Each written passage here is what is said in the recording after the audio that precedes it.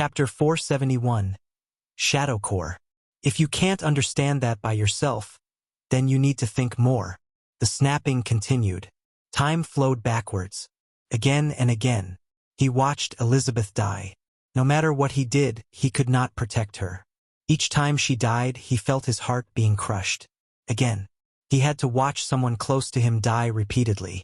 The memories of the hundreds of loops he spent in Shadow Trial came back hauntingly. His emotions were in turmoil. Sadness, grief, loss. That was the moment Neo finally realized why he hated his loved ones dying. He used to believe he saw life as nothing but a path towards death. But it was wrong. In reality, he saw life as a synonym of happiness. The moments he spent with them, the memories of their time together, the future he had envisioned. They were all sources of happiness. And he lost that happiness when they died. Holding Elizabeth's cold corpse, the moments he used to look back endearingly became a source of constant pain for him.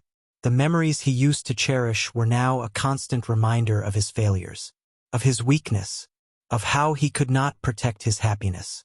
"It's okay," Elizabeth said once again. "You're back. We can solve everything now." Neo cupped her hand with his own. Words wouldn't leave his mouth.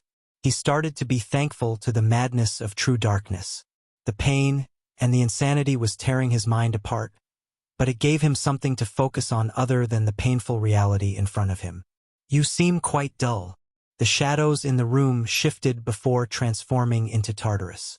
"I suppose I need to spell it out for you. Accept that your choice was a mistake. Accept that you were wrong when you gave up your authority of the judge." Neo remained silent. His focus was only on Elizabeth. Tartarus didn't seem to mind as he continued. "If you accept your mistake, you will not have to suffer this punishment, though you will still be punished." No. Elizabeth swiftly cut off his words. Neo had been expressionless, but perhaps thanks to their bond she could sense his grief. He was breaking apart, not just physically but also from within. "Your choice was not wrong. You are you, Neo. Your identity is not just being the son of the god of death. You are more than that. Much more." "Shut up, foolish woman," Tartarus snapped. "How dare you compare the undeath Hades to mere gods? He is one of the Eternals. Others would do everything to have a chance of becoming his brethren, and yet you say just being the son of god of death? It must be you who have led Neo astray." Elizabeth ignored his outburst. She caressed Neo's hair. "He is using me as a hostage, isn't he?" She spoke gently. "I can sense the time elementals in chaos. He must have killed me dozens of times and rewound time after that. How dare you ignore me, But it's fine. You don't need to change your ideals because of me. I don't want to be your shackles. So let me die." She interlocked her fingers with him. "I will reincarnate, and when I do, I will come back to you. That's why it's fine. You can let go of me." Elizabeth's body exploded by Tartarus' attack. Neo looked at his hands, which were holding hers until a few moments ago. Now, the only thing left was the lingering warmth and the blood. "Filthy woman. Bitches like her should dash." Neo used hydraulic movement along with pseudo-gap to instantly appear before Tartarus. His aura flared to a high degree. Tartarus felt a huge sense of danger.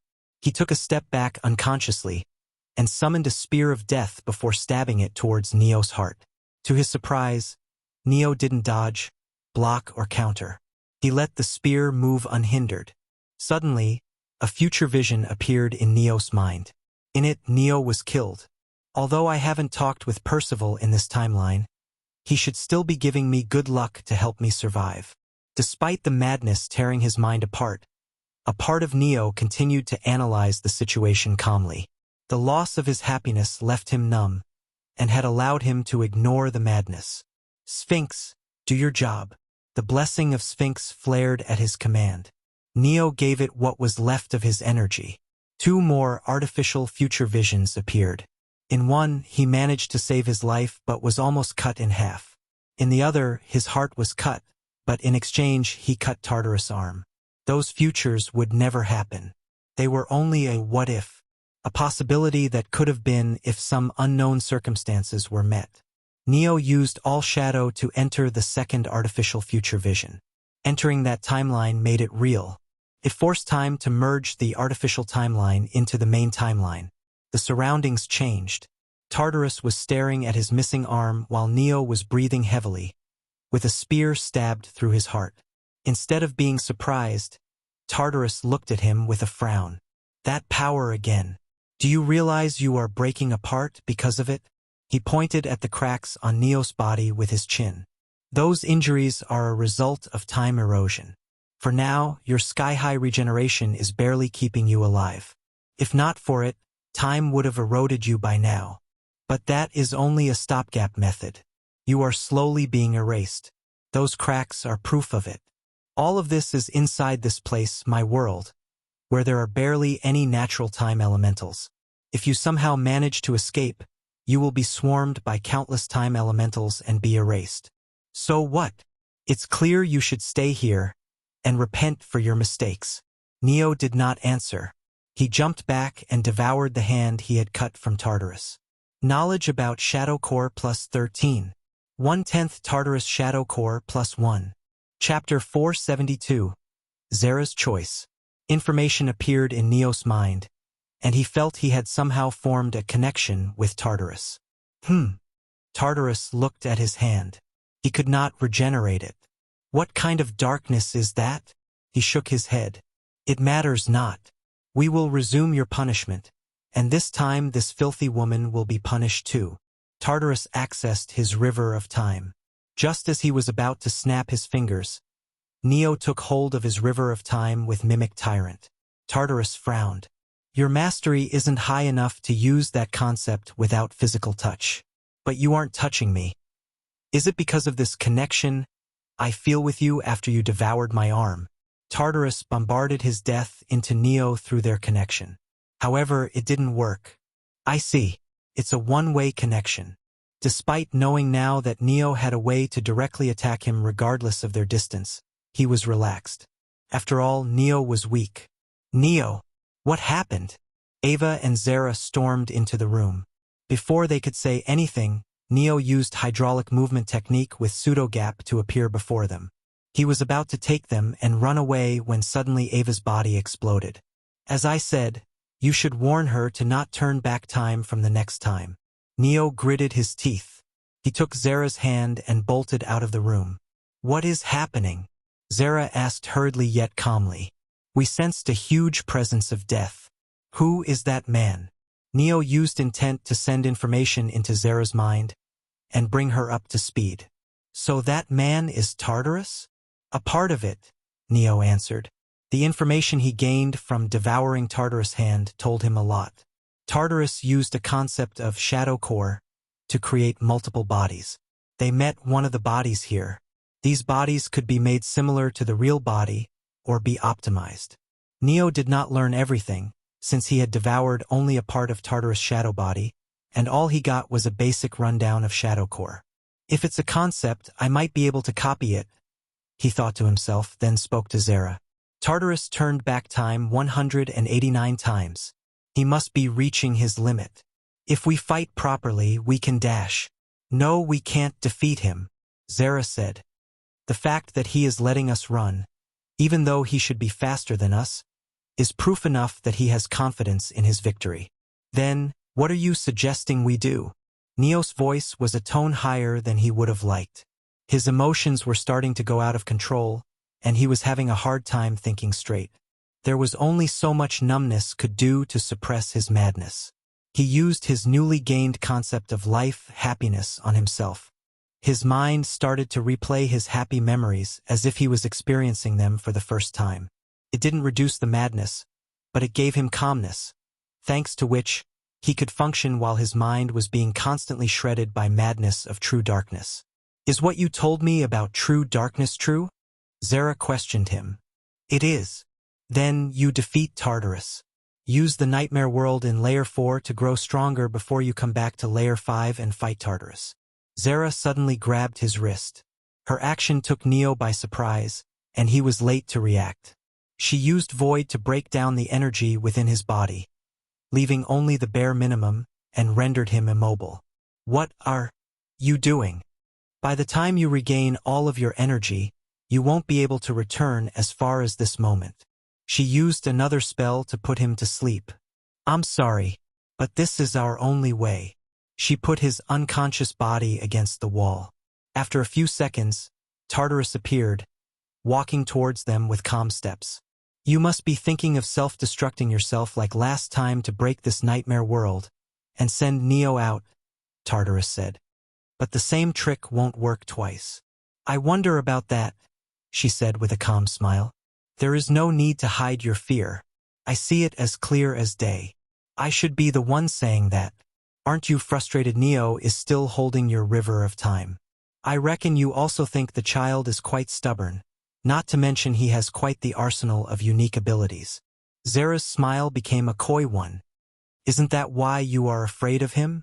You don't want to let him grow, or else he would topple your dystopian world. Dystopian? This is the world of justice. A world where the evil is punished and kept locked away, so that the society can live in peace. Who might you be to judge what is right and what is evil? The Undeath's shadow. Neo's POV. Neo appeared next to a giant tree on an island. Confused, he looked at his hands. They were transparent. One look was enough to make him realize he was not here physically. Neo? Percival called out to him. Ha ha ha, it worked. It worked. Neo stared at Percival. His mind was in chaos. He was having a hard time recalling what had happened just now, as madness made everything inside his head a mess. One moment he could think clearly, the other moment, rage bubbled within him. Next, he suddenly became hungry. Concept of happiness was the only reason he could maintain some sort of calmness and sanity. Neo? Percival called out to him again. Neo forcefully focused on the issue at hand. He hated how Zera had sent him here, but he knew this wasn't the time to cry. He had to deal with Percival. With your fate vision, you should be able to sense this isn't our first time meeting, Neo said. I need you to deal with Layer 1. As for the other layers, I will deal with them by my own. Neo explained everything he had understood about Tartarus. Tartarus is a shadow that Hades created through his concept? Yes, it was why he had the same intent as Dad, and why I mistook him. Then it's impossible for us dash. Then leave, Neo said. He was in no condition to motivate Percival. Percival stared at Neo. He could tell Neo was in great pain. He clenched his fists and unclenched them. After thinking for minutes, he punched the tree with full force. Damn it, I'm not leaving you or others here, he shouted. I'm the great Percival. I'm not someone who loses and runs away with their tail between their legs. Normally, Neo might have smiled faintly at Percival's declaration. But not anymore. With the madness burning his mind, and the concept of happiness artificially calming him, he did not have any space left for proper emotions. Then we will do as I told you, Neo said. The pull increased and he was brought back to his physical body. His eyes snapped open, and he looked at the giant empty cave. He ignored his physical pain that seemed to increase with each second. His body had barely any energy. By the time he activated Ouroboros, too much time would have passed. Last time, he barely reached the moment where he was talking with Elizabeth. Now, he doubted he could go back there anymore. No, he was sure he couldn't go there. Time wouldn't allow him. He bit his lips and looked around, focusing on his surroundings. Is this the same place I appeared last time? Or something that looks similar? The lack of spider monsters made him believe it was the latter. But the place was too similar to the location where he fought the spider monsters. Chapter 473, Chasing Power. Neo took a careful look at his surroundings. He was trying to ignore what had happened in Tyr's nightmare world by focusing on the things before him. He crouched and scanned the broken stones with a careful gaze. Yeah, this is the same place where I fell before. But where are the spider monsters? How can they not be here? I fought them here last time. Neo wondered if the timeline was glitching. He had forced time to merge artificial timelines into the main one. It was bound to create errors or bugs. However, he felt that the disappearance of the spider monsters was not part of the timeline bug. The cause was something else. It might be because of true darkness. Since it devours everything, even their existence, it makes sense that the spider monsters cannot exist in any timeline point where I exist. But why did I appear in the same place twice? After I was thrown out of Tyr's world, I would fall into another nightmare world. The location should be random. There's no way I ended up in the same place twice. Unless it's part of the good luck that I'm being given by Percival. Neo looked around. Good luck. Here? All he saw was an empty cavern. Not finding any answers, he focused inward. While Neo's emotions were a mess, and he wanted nothing but to tear everything apart, he understood he had to focus on growing stronger. He had multiple powerful abilities. All Shadow. Shadow Supreme's treasure. His world. Yet he was weak. Why? Because he didn't know how to make proper use of his abilities. He couldn't even activate some of his powers. I must study my abilities, and only then can I grow fast. He took a careful look at himself. Time erosion was breaking his body apart. His blessings regeneration combined with his natural regeneration, and life and holy elements, saved him from falling apart completely, but the progress was slow. In simpler terms, he was losing 85 health points per second due to time erosion, and all his healing abilities gave him 86 health points per second. Thus, he regained only 1 health point per second. Time erosion is also making it hard to generate energy freely. If I create too much energy and put more burden on my body, I might just break like a porcelain vase. Curses rolled off his tongue. As if it wasn't bad enough, he felt vibrations in the ambient energy. Neo raised his head, and sure enough, a giant maw tore down from the ceiling. The size of it still made him wonder how big the actual monster was. Ha ha ha! Such pure energy. From a weak being like that. Today the heavens must be shining on me. Learning from last time, Neo did not use hydraulic movement technique with pseudo-gap. He didn't want to burst his legs. But without combining those techniques and using them to their limit, he couldn't get out of the attack's range in time. Should I try to use Beelzebub? No, that won't work. This monster is stronger than me. I doubt I can stop its time. Besides, that would take too much energy. Neo felt his situation was laughable. He always had far more energy than anyone of his rank would have, but now the time erosion had forced him to recover his energy slowly, stopping him from brutally churning his will to recover his energy at high speed. The monster's jaw snapped at him. At the last second, Neo used All Shadow to move a few thousand meters away. The monster seemed angered by his actions. Do not resist, vermin. Be honored the great, I am going to feast upon you. The ceiling of the cavern broke as a terrifying giant clawed hand descended. Neo churned his energy to use All Shadow.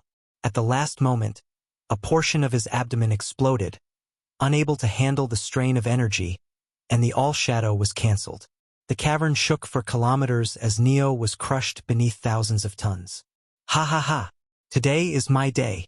Since I am so happy, I would let you speak your last sentence before sending you away, vermin. The giant hand rose, and the monster brought its face close. Its neck was still coming down from the ceiling, and every movement caused dozens of kilometers of the cavern to collapse. The monster was too strong to be afraid of a little environmental collateral damage. Speak, vermin! Its black scales seemed to shine in the darkness of the cavern, and smoke billowed from its nostrils as it breathed. Neo stared at the monster. The dragon. I feel like shit. What? So I'm going to beat the shit out of you to feel better. Before the dragon could respond, Neo devoured his hand.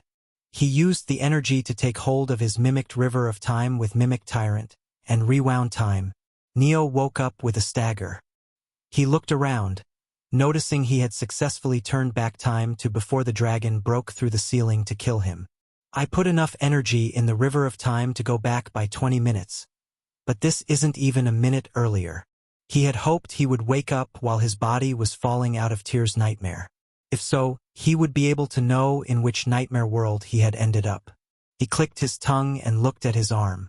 Sure enough, it was missing, probably because he used true darkness to devour it. I should be able to heal it back since I was the one who devoured it. Neo realized true darkness was powerful if it could affect things beyond time. As he came to this realization, the ambient energy started to vibrate. The ceiling fell, and with it came the gigantic maw of a black dragon. Ha ha ha! Such pure energy! Neo tried to use all shadow to enter the dragon's body to kill it from the inside. From the previous attempt, he knew his body could take only one activation of all shadow before failing. He zipped through the shadows. The energy within the dragon acted like a force field and stopped him from going inside it. His all shadow was cancelled midway. Vermin! How dare you try to sneak upon the great eye? Its gigantic maw was moving towards Neo, but the danger didn't even register in Neo's mind. I can move between timelines with all shadow, however. I can't enter a dragon's body? Why is it like this? Again. I need to look at it again. Neo gathered whatever energy he had. He used it to take hold of the mimicked river of time and used it with Mimic Tyrant to go back into the past again. He appeared in the empty cavern. Immediately, he sat cross-legged and started to gather energy. I can devour my body to gain energy to go back in time, but it's best if I don't devour myself with true darkness unless I'm sure I regain my body parts. The reason Neo had been using time to fight the dragon again was simple. The dragon was too strong. Neo wouldn't be able to fight it in his current state. He understood he needed to be calm and approach his current situation with caution. Even though he could fight the dragon to death, and he would likely not die thanks to his eternal, it wasn't a good choice. He wouldn't grow fast with that method. As Neo meditated, his thoughts churned. The dragon appears in roughly 30 seconds from this moment. In 30 seconds, if I combine infinite mana with my world energy, I can recover 1/10 of my energy. While it is a good amount, it's not enough for powerful abilities like going back in time or using all shadow to enter an artificial timeline. His thoughts came to an end when the ceiling broke. Ha ha ha! Such pure energy! The heavens must be blessing me today. Neo tried to use all shadow to enter the monster's body again. As expected, he was met with resistance by the energy surrounding the monster's body, and his all shadow was interrupted. The monster was angered by his insolent actions, but before it could kill Neo, he turned back time. He instantly started to meditate to recover energy after he came back. Meditation allowed him to think calmly and thus generate more energy with his will. Though, with true darkness tearing his mind apart, how much meditation helped him calm down was another question. The ceiling broke and the monster came. This time, Neo made no motion of dodging.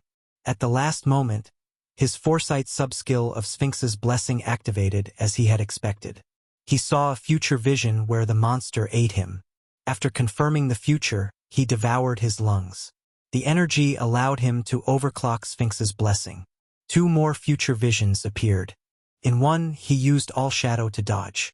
In another, he used hydraulic movement technique with pseudo-gap to move away from the attack's radius. Neo could do either of those by himself. He did not need all shadow for it. Yet he used all shadow to enter the second artificial timeline. Time erosion increased. The damage he was receiving every second shot up. But his gamble worked. He received the answer. Artificial timelines did not have any resistance to his intrusion, as they were created by him. Unlike them, the dragon was a being and hence had elemental resistance. This makes me question another thing. The dragon's resistance to all shadow is a bit too high.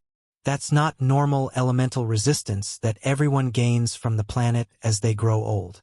Neo decided to trick the dragon into answering him. He let the dragon crush him, which exhilarated the dragon. Ha ha ha! Today is my day. Since I am so happy, I would let you speak your last sentence before sending you away, vermin. Why is your elemental defense so high? I tried to use my shadow technique to enter your body but failed. The dragon was a bit surprised by Neo's calm tone. It didn't understand why Neo was asking such a question. In its eyes, Neo couldn't turn back time, given how bad Neo's condition was. Haha, your shadow technique must be a concept. My defensive technique is a Dragonian spell that only a pureblood dragon such as myself can use. It increases my defenses and stops any outside interference from attacking me from the inside. Judging from its wording, The spell was made to block concepts that target the opponent's inside. Neo realized a spell like this could be used to block Elizabeth's tyrant. After all, the River of Time was a spiritual manifestation that was inside everyone. Tyrant had to enter one's body to take hold of the River of Time. A spell, huh? Can I copy it with Shadow Supreme's treasure? Chapter 474. Shadow Supreme's treasure. Advertisement. Neo did not even know what the Shadow Supreme's treasure was, yet he thought like that. Then, "It's time you leave, vermin." The black dragon's maw descended. Neo didn't have enough energy for a time loop. He grabbed Obitus with his remaining hand. Divine swordsmanship 8 Stan. He stopped abruptly and coughed uncontrollably. Blood poured out of his mouth. Ah, right. I need energy to use sword techniques too. The black dragon's maw clamped shut around him. Inside, a powerful suction seemed to be pulling Neo in every direction. His already broken body could not hold together. He started to break apart. This leaves no choice. Neo devoured his stomach and liver. He used the energy to take hold of the mimicked River of Time with Mimic Tyrant, and he woke up in the past. Red lightning flickered around him, keeping him alive despite the missing organs. He concentrated and generated energy before the dragon came back. River of Time takes enough energy as it is, but using it with Tyrant doubles the energy compared to their individual cost. But I can't not use Tyrant. If I use only River of Time, activating the concept will take almost half a second. That's too long, and the dragon would realize I'm going back in time. It's thanks to Tyrant that I can instantly use River of Time. Tyrant allowed him to ease the flow of River of Time, and thus swim back faster. It was a technique only he could use. The ceiling broke, and the black dragon descended. Ha ha ha! Such an auspicious day. I found a pure energy source. The dragon's words were different from last time. It had happened every time Neo turned back time. Fate was meddling. Neo did not have time to ponder on his thoughts. He used All Shadow to dodge. He used All Shadow and moved 5,000 meters away, leaving the dragon frustrated. "Hey, what kind of defense technique is that?" Neo called out. "What element are you using? A vermin dares to question me?" The dragon roared ferociously. Neo sensed the strange vibrations of energy in the air and realized the roar was an attack. Somehow, though, he was perfectly fine. "What is this, vermin? Are you a dragon too?" "I guess so. Can't say for sure, though." Neo's voice was strangely detached, yet calm. A sense of hollowness could be felt in those words. "I believed you were someone who was brought by Tartarus, but if you are a dragon, you must be part of the Grand Expedition. Does that mean you are a part of the Grand Expedition too?" "Halt your insolent words, vermin. I'm the protector of the first floor of the Abyss of Nightmares. How dare you take me as one of those intruders?" The dragon tried to enter the cavern. His body was too large for the cavern. The ceiling caved in and the ground collapsed. 50 seconds since the dragon appeared. "I've recovered half of my energy." Neo grabbed Obitus. He had bought enough time by talking. "I want to copy its spell, but how do I do that? I've been using Shadow Supreme's treasure instinctively until now. I never understood how to use it by choice. Sacred Treasure Abyss Mirror responds to your wishes." Neo blinked. In his mind, he heard the voice of a number 22, the gatekeeper of the world of treacherous shadows. "It seems you have finally decided to use the Abyss Mirror. That means the Abyss Mirror will reveal itself to you. The Abyss Mirror is part of the Shadow Supreme. It will allow you to copy any manner of technique. The time you need to take to copy it will depend upon how much you understand the technique already and how much you have interacted with the technique. Treasure the Abyss Mirror, Neo Hargraves. It is the reward from the Supreme One himself." The voice of a number 22 disappeared, and Neo snapped back to reality. Interact with technique? How do I do that? Before I could copy techniques by seeing them, but that takes too much time. His thoughts were cut short when the black dragon's palm hit him. His body flew back and hit the wall. "How dare you ignore the great eye, vermin? You bloody bastard!" Neo cursed as he tried to stand. His body had taken quite the damage. If not for him instinctively using Ocean's Embrace at the last second, his body might have broken down completely. Then he would have needed to go back to the past again, and it would have wasted the energy he barely gathered. Adamant Aegis. Rank. Stage 1. Mastery. Apprentice. Plus 0.1%. Adamant Aegis total. 0.4%. Neo heard a number 22's voice inside his head. He instantly understood that Adamant Aegis was the name of the Black Dragon's defense spell.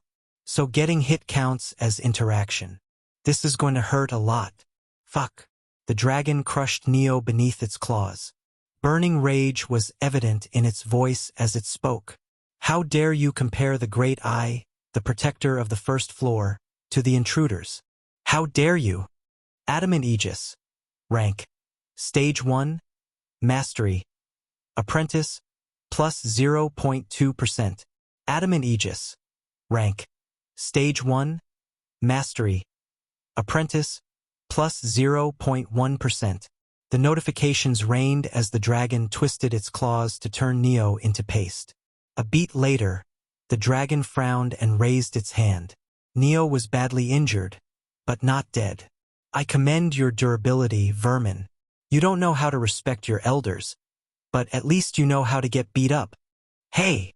Neo called out to the dragon. In the abyss, each floor has 3 zones and each zone has 1 protector. In other words, the floors have 3 protectors each and they guard their area. Why are you lying by saying that you are the protector of the whole first floor? Neo asked. What? The dragon froze. I said, why are you lying? You vermin. The black dragon growled. Its throat started to shine, and the surroundings heated up. Stones began to melt. The air wavered. Never insult a dragon's pride by calling them liar. Chapter 475. Adamant Aegis, Ragnarok Exhalation Dragon Breath. The dragon opened its maw and breathed out blackish-purple flames. Alarms rang in Neo's mind. He instantly used Mimicked River of Time and Mimic Tyrant to go back in time.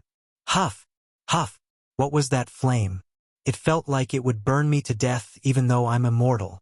Fortunately, he had bought enough time while he talked with the Black Dragon and used it to generate almost the entirety of his energy. After using almost 40% to come back, he still had 60% of his total energy left. Suddenly, a voice appeared inside his head. Adamant Aegis. Rank. Stage 1. Mastery. Apprentice.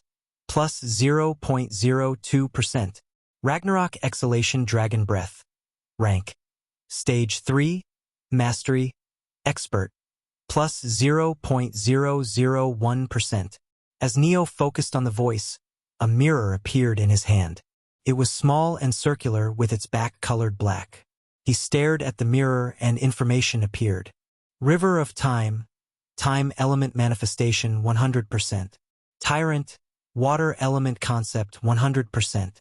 Gap Movement Technique. Rank. Stage 1. Mastery. Supreme 100%. Truth. Weapon Element Concept 68%. Gravity. Space Element Concept 100%. Black Hole. Rank. Reverberation. Mastery. Apprentice 100%. Shadow Core. Shadow Element Concept 98%. Adamant Aegis. Rank. Stage 1. Mastery. Apprentice 0.43%. Ragnarok Exhalation Dragon Breath. Rank. Stage 3. Mastery. Expert 0.001%. These are the techniques I copied. But Truth and Shadow Core, I didn't realize I copied them too. Though, seeing as how the percentage isn't 100%, I guess I haven't copied them completely. He focused on Adamant Aegis and Ragnarok Exhalation Dragon Breath. Stage 1. First time I'm seeing a spell rank of that level. It must be the next rank after Tremor rank. He noticed he had gained percentage for Ragnarok Exhalation Dragon Breath even though he did not get hit by it. But the percentage was only 0.001%. If I'm right, I can copy everything by seeing it too. but closer interactions like getting hit by a monster whose body is protected by a defensive spell allows the Abyss Mirror to copy the technique faster. Neo confirmed his current goal.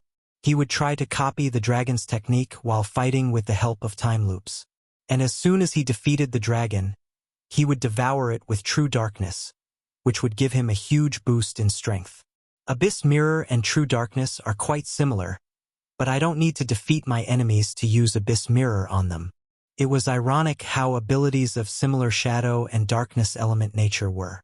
As he was gathering energy, he called out Beelzebub. Q. The tiny caterpillar looked at him with worry. Neo rubbed his forehead. Don't worry about me. I'm perfectly fine. Q. Beelzebub's head dropped. He was sad at how useless he had been recently.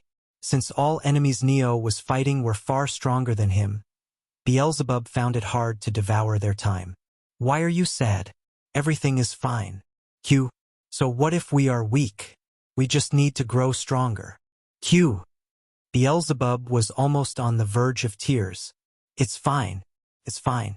Look at the bright side instead, Neo said. None of our friends are dead. They will reincarnate and we got a good opportunity to grow stronger. Well, I'm short on time, so can you help me now? Neo questioned. Q. I've regressed multiple times, and the time elementals around me are in chaos. The black dragon will realize I've been regressing. So can you eat these time elementals? Beelzebub nodded. He opened his mouth and began to suck the chaotic time elementals. After he ate everything, Neo tried to put him back into his pocket. QQ. You don't need to help me right now.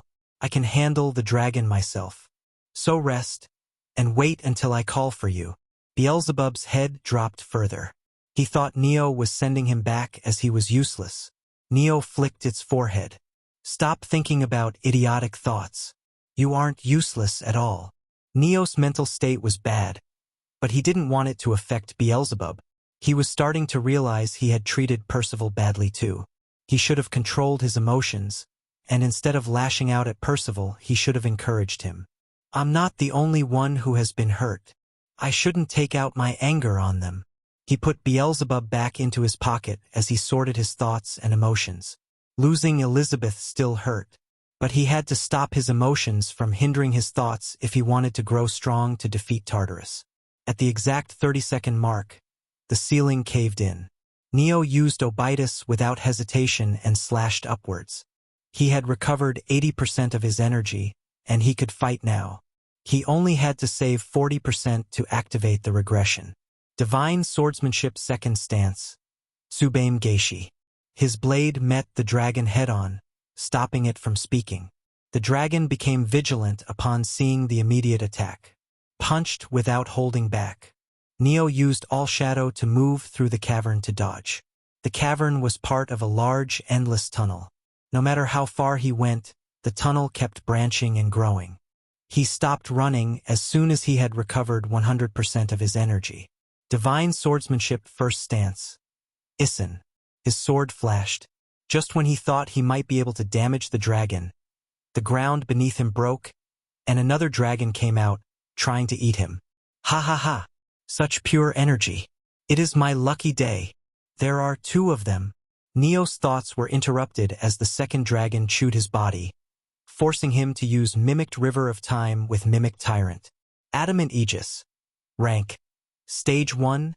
Mastery. Apprentice 0.1%.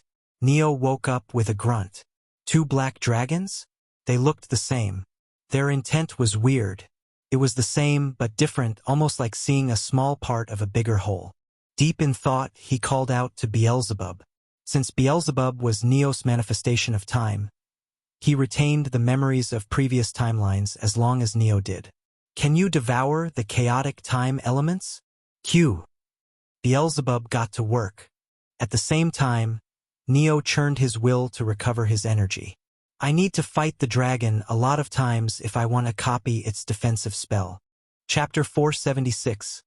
Going on a rampage. He returned Beelzebub to the pocket just in time for the ceiling to cave in. Ha ha ha! Such pure energy. Today must be my auspicious day. Neo slashed upwards. The dragon's hard exterior blocked his attack with ease again. Adamant Aegis. Rank. Stage 1. Mastery. Apprentice. Plus 0.2%. You vermin. How dare you attack the great eye before? Neo bolted away from the dragon and went deeper into the tunnels before the dragon spoke. Where are you running, vermin? The dragon followed behind him. Each of its steps caused a large area of the tunnel to cave in. If not for being able to outrun the environmental destruction, he might have been crushed beneath the collapsing tunnels. At exactly the 1-minute mark, he recovered his 100% energy, and the ground beneath him broke as the second dragon attacked. Ha ha ha! Such pure energy. This must be my auspicious day. Learning from last time, Neo reacted quickly and dodged the ambush. Adamant Aegis. Rank. Stage 1. Mastery. Apprentice. Plus 0.02%. He kept running away and regenerated his arm. It proved his hypothesis that body parts devoured by true darkness could be recovered if the devoured part was his own. A few seconds later, Neo had recovered to his peak condition, as peak as time erosion allowed him to be, and he had regained 100% of his energy. Stop running, vermin. Face I like a man. Got it. Neo turned towards them. The three of them were inside a large cave where multiple tunnels converged. The cave could accommodate the titanic dragons easily. In fact, over 30 such dragons could enter the place, and still only half of the cave would be filled. Ha! What changed your mind now, vermin? The first black dragon spoke. Too tired to run now? Or did you finally realize there is no escape? The second dragon sneered. I recovered energy, so no point in running, Neo said. Anyway, what's up with you two? You look the same and have similar intent. The two dragons spoke in unison. I am. Never mind. I'll get the answer from your corpses. Neo interrupted them. He used the 7th stance of his swordsmanship. A giant white arc flew and crashed against the first black dragon. The second black dragon roared. Nyxtharian the Evernight Dragon Roar. Rank. Stage 1. Mastery. Apprentice. Plus 0.2%. The dragon ran towards Neo to ram him when it realized the roar had no effect. His gigantic steps brought earthquakes. Neo let go of Obitus and dashed forward. He noticed the close interaction needed to copy the defense spell meant touching the dragon physically. For that, he decided to fight with fists instead of sword. He coated his hand in Death Elemental and punched. The dragon's tough skin absorbed the impact. Adamant Aegis. Rank. Stage 1. Mastery. Apprentice. Plus 0.3%. Ha ha ha. What a weak punch. It isn't even enough to tickle eye. Neo ignored the dragon's rapturous laughter and focused on the notification. 0.3%. It was the highest he had gotten until now. Sure enough, he needed to come in contact with the spell physically, which was covering the dragon's body, to copy it. Before Neo could attack again, the first dragon flew down from the sky like a meteor and crushed him, forcing him to turn back time. Beelzebub. Devour the chaotic time elementals. The tiny caterpillar began to eat the time elementals around Neo while he checked the progress of Adamant Aegis. Adamant Aegis. Rank. Stage 1. Mastery. Apprentice. Total. 5.2%. One thing Neo realized while fighting with Tartarus was that defense mattered. Zera was stronger than Neo, yet Tartarus defeated her easily and had difficulty fighting Neo. Why? Because Neo's defense was high. With Eternal, his natural defense, and his Bloodline's defense, Neo received only 20 to 30% of damage done by any attack by Tartarus. If he could stack Adamant Aegis on top of everything, he could decrease the damage taken even more. The ceiling caved in. Neo launched a surprise attack like he did every time and bolted out of the area. Adamant Aegis. Rank. Stage 1. Mastery. Apprentice. Plus 0.1%.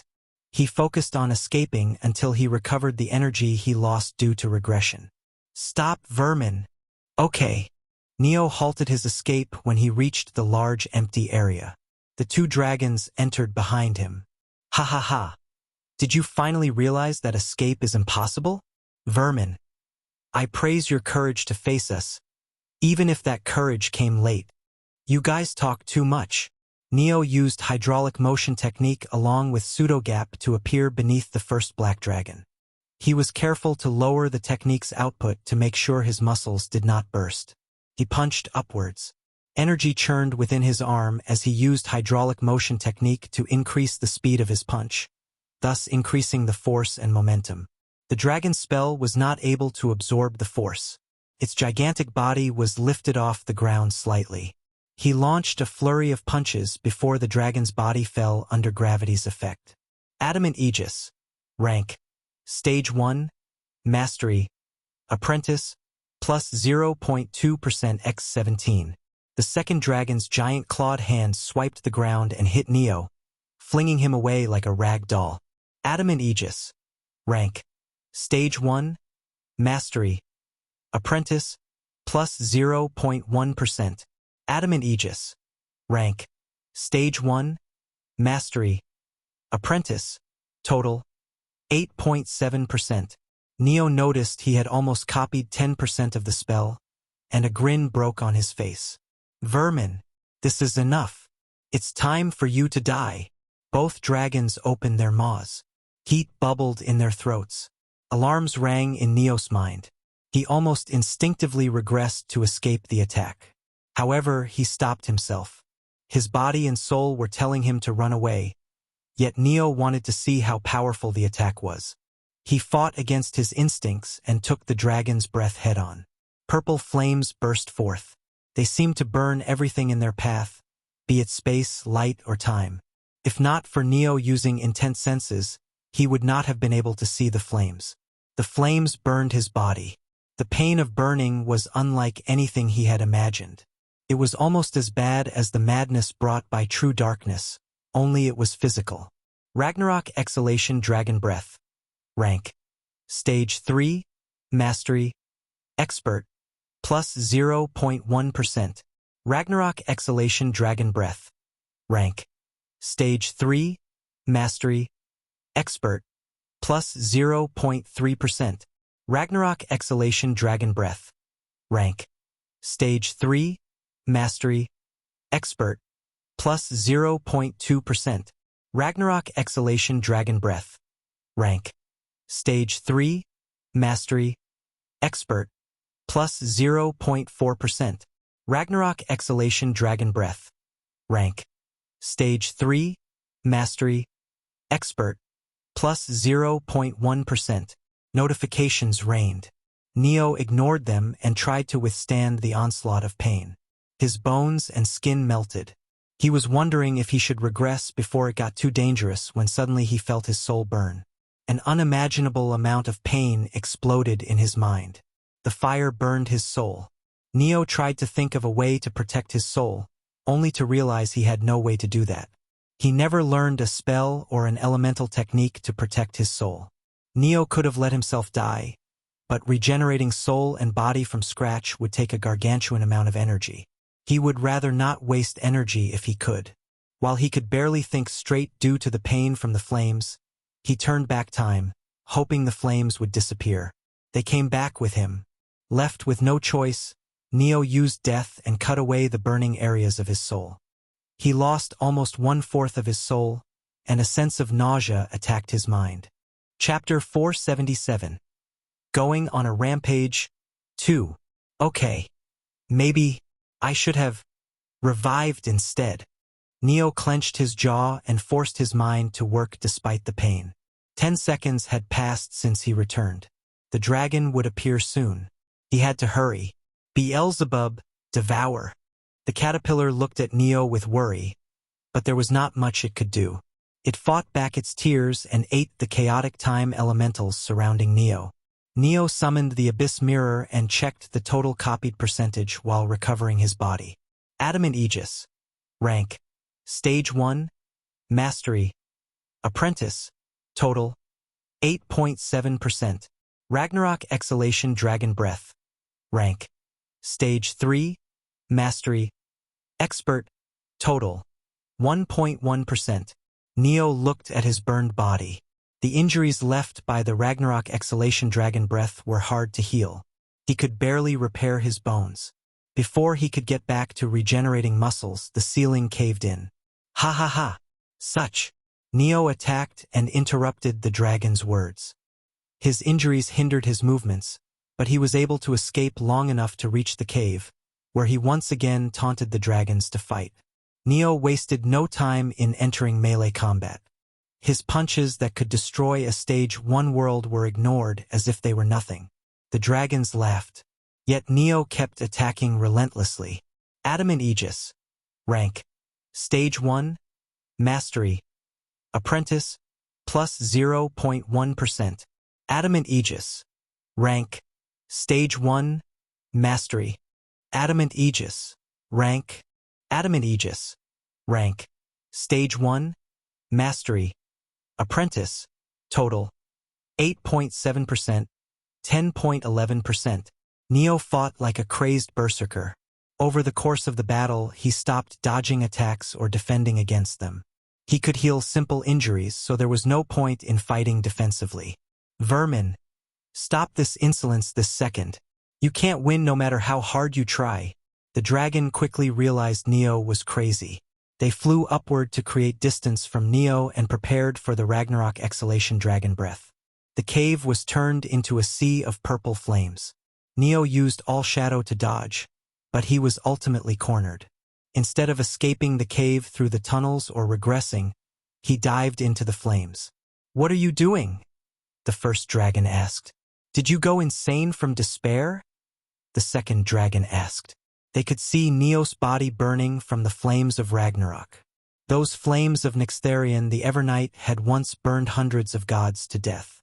Yet Neo was entering them. Suddenly, they sensed Neo focusing on them.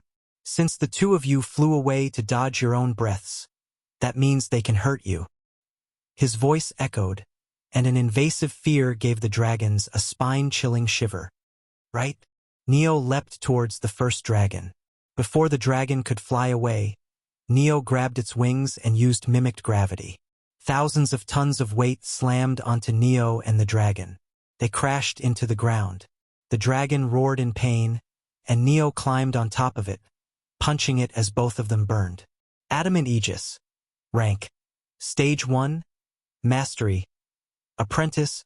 Plus 0.5%. Adamant Aegis. Rank. Stage 1. Mastery. Apprentice. Plus 0.6%. Ragnarok exhalation dragon breath. Rank. Stage 3. Mastery. Expert. Plus 0.1%. Yeah, this amount of physical contact is the best. Neo ignored his burning soul and body. He ignored the pain. His body broke until only a humanoid mass of red lightning covered in purple flames was left behind. "How dare you, vermin!" The dragon struggled to stand. "Halt this madness, vermin!" the second dragon in the sky roared. Nyxtharion the Evernight dragon roar. Rank. Stage 1. Mastery. Apprentice. Plus 0.2%. Neo did not reply and instead rained down punches on the first dragon. The second dragon glared at him with hatred, but it did not fly down, lest it was caught by the flames. Adamant Aegis. Rank. Stage 1. Mastery. Apprentice. Total. 10.11%. 20.6%. Ragnarok exhalation dragon breath. Rank. Stage 3. Mastery. Expert. Total. 1.1%. 5.3%. Vermin. Do you think you can win? The flames will kill you before they kill me. That's fine with me, because Neo used intent to answer the first dragon as he punched. "I'm immortal." The dragon roared in pain and, with its last vestige of strength, flung Neo into the air. The second dragon used the Ragnarok dragon breath. It nearly killed Neo and forced him to regress. "I almost killed the dragon. It wasn't by my own strength, but it doesn't change the fact that I nearly defeated him," Neo muttered to himself. His blood boiled with excitement. "Beelzebub, do your job." His body was in bad shape, and his soul had sustained twice as much damage. Neo swiftly killed himself with the death skill and revived. He had not used much energy during the last fight as he was fighting physically. Thus, his reserves had been full. He lost 90% of his energy to rebuild his soul and body. Having a strong body and soul is good, but regenerating them also costs too much energy. This time, when the dragon returned, Neo fought carefully until his energy reserves recovered.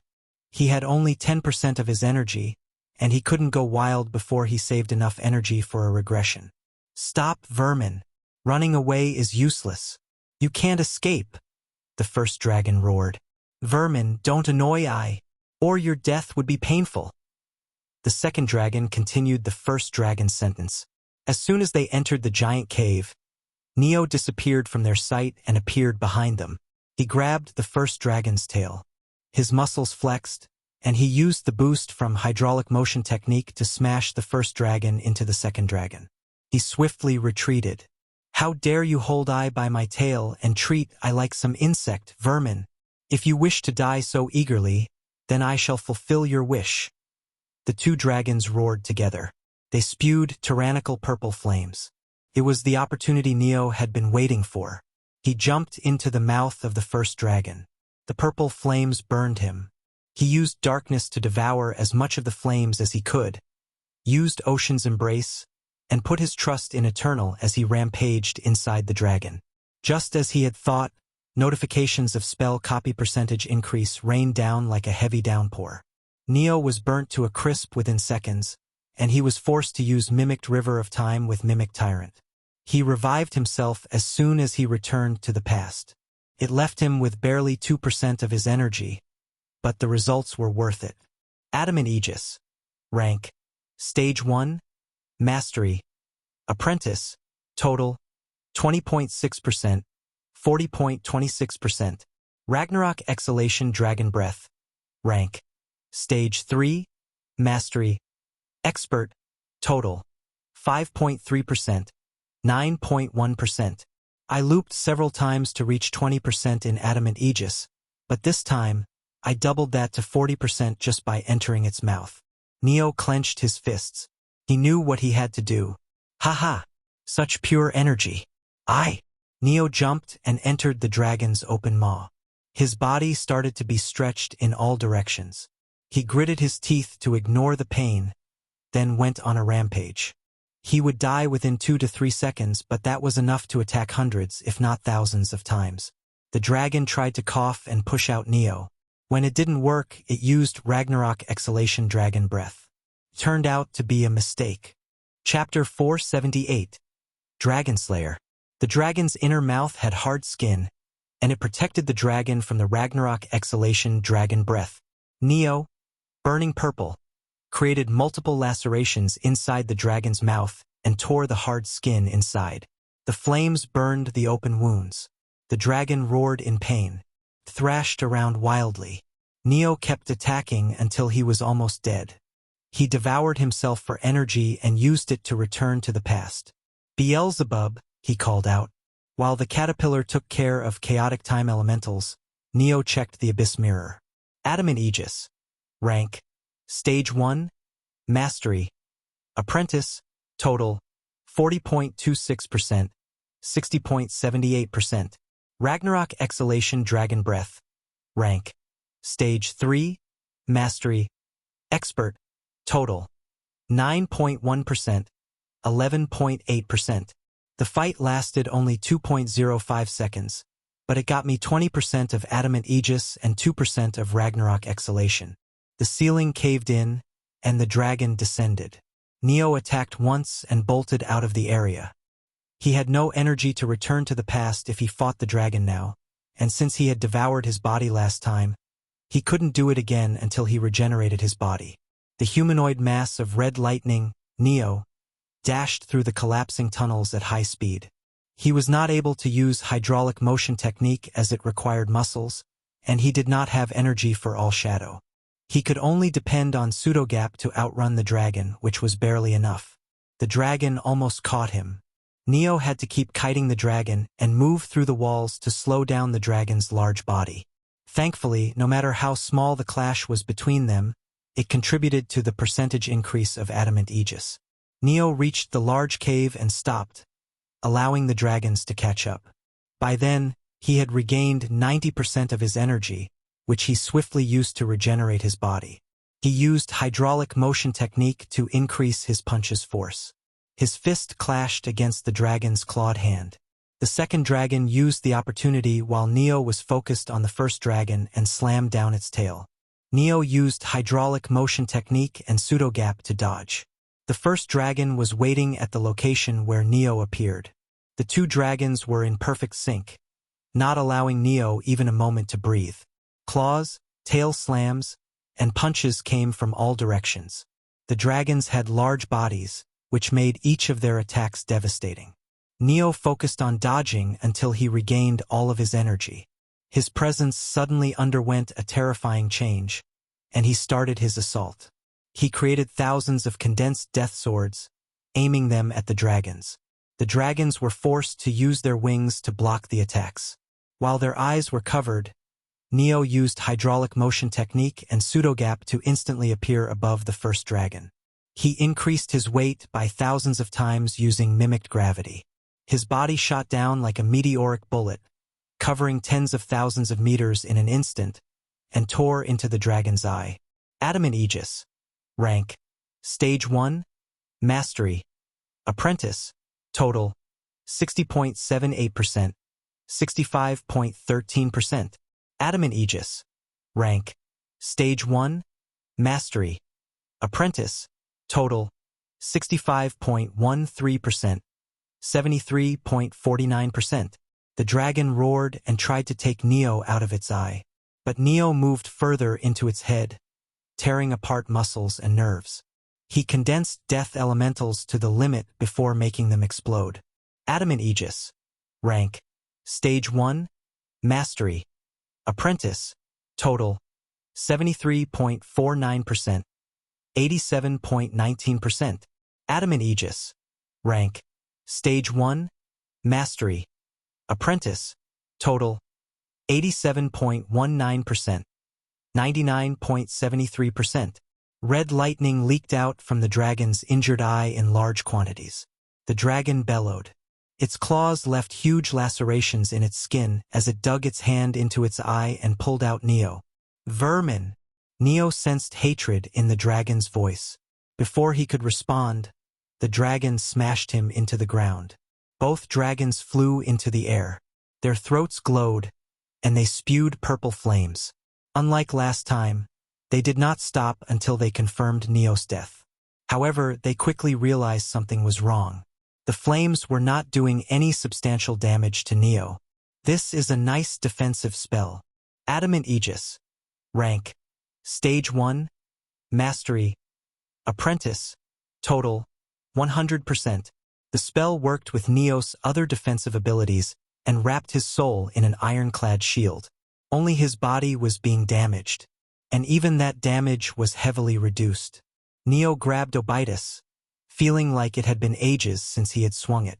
With his defense increased, he could finally fight the dragons without worrying about dying too quickly. Vermin, the first dragon, whose eye had been damaged, dived down like a bomber. It paid no heed to the flames that were far larger than skyscrapers and aimed true for Neo. Be prepared to pay for your insolence. Divine Swordsmanship 8th Stance. Kami no Shinpan. The sword cut through space and only stopped when it dug into the first dragon's neck. Neo clenched his jaw and tried to move the blade further in. The dragon ignored the sword and fell on top of Neo. Neo broke apart into countless pieces. It took the dragon a moment to realize the Neo had been fake. When did he deploy a clone? I deployed it when you were facing me with your blind side. Neo was standing on top of its head. Before the dragon could do anything, Neo's weight increased. The dragon's neck groaned, couldn't withstand the weight and fell to the ground. Neo kept increasing the weight. His increased defense allowed him to use such reckless strategy. The dragon's scales cracked. Its bones and muscles snapped. The second dragon in the sky roared, but Neo paid it no heed. Nyxtharion the Evernight Dragon Roar. Rank. Stage 1. Mastery. Apprentice, plus 0.1%. He stabbed his sword into the first dragon's forehead. Death condensed at the tip of his sword. Death essence wrapped in red lightning drilled into its skull. The dragon thrashed, trying to escape the inevitable. But the hundreds of thousands of tons kept it in place. And eventually the dragon stopped moving. Neo wasted no time in summoning true darkness and devouring the dragon corpse. Chapter 479. Elder Dragon Nyxtherion the Evernight. Advertisement.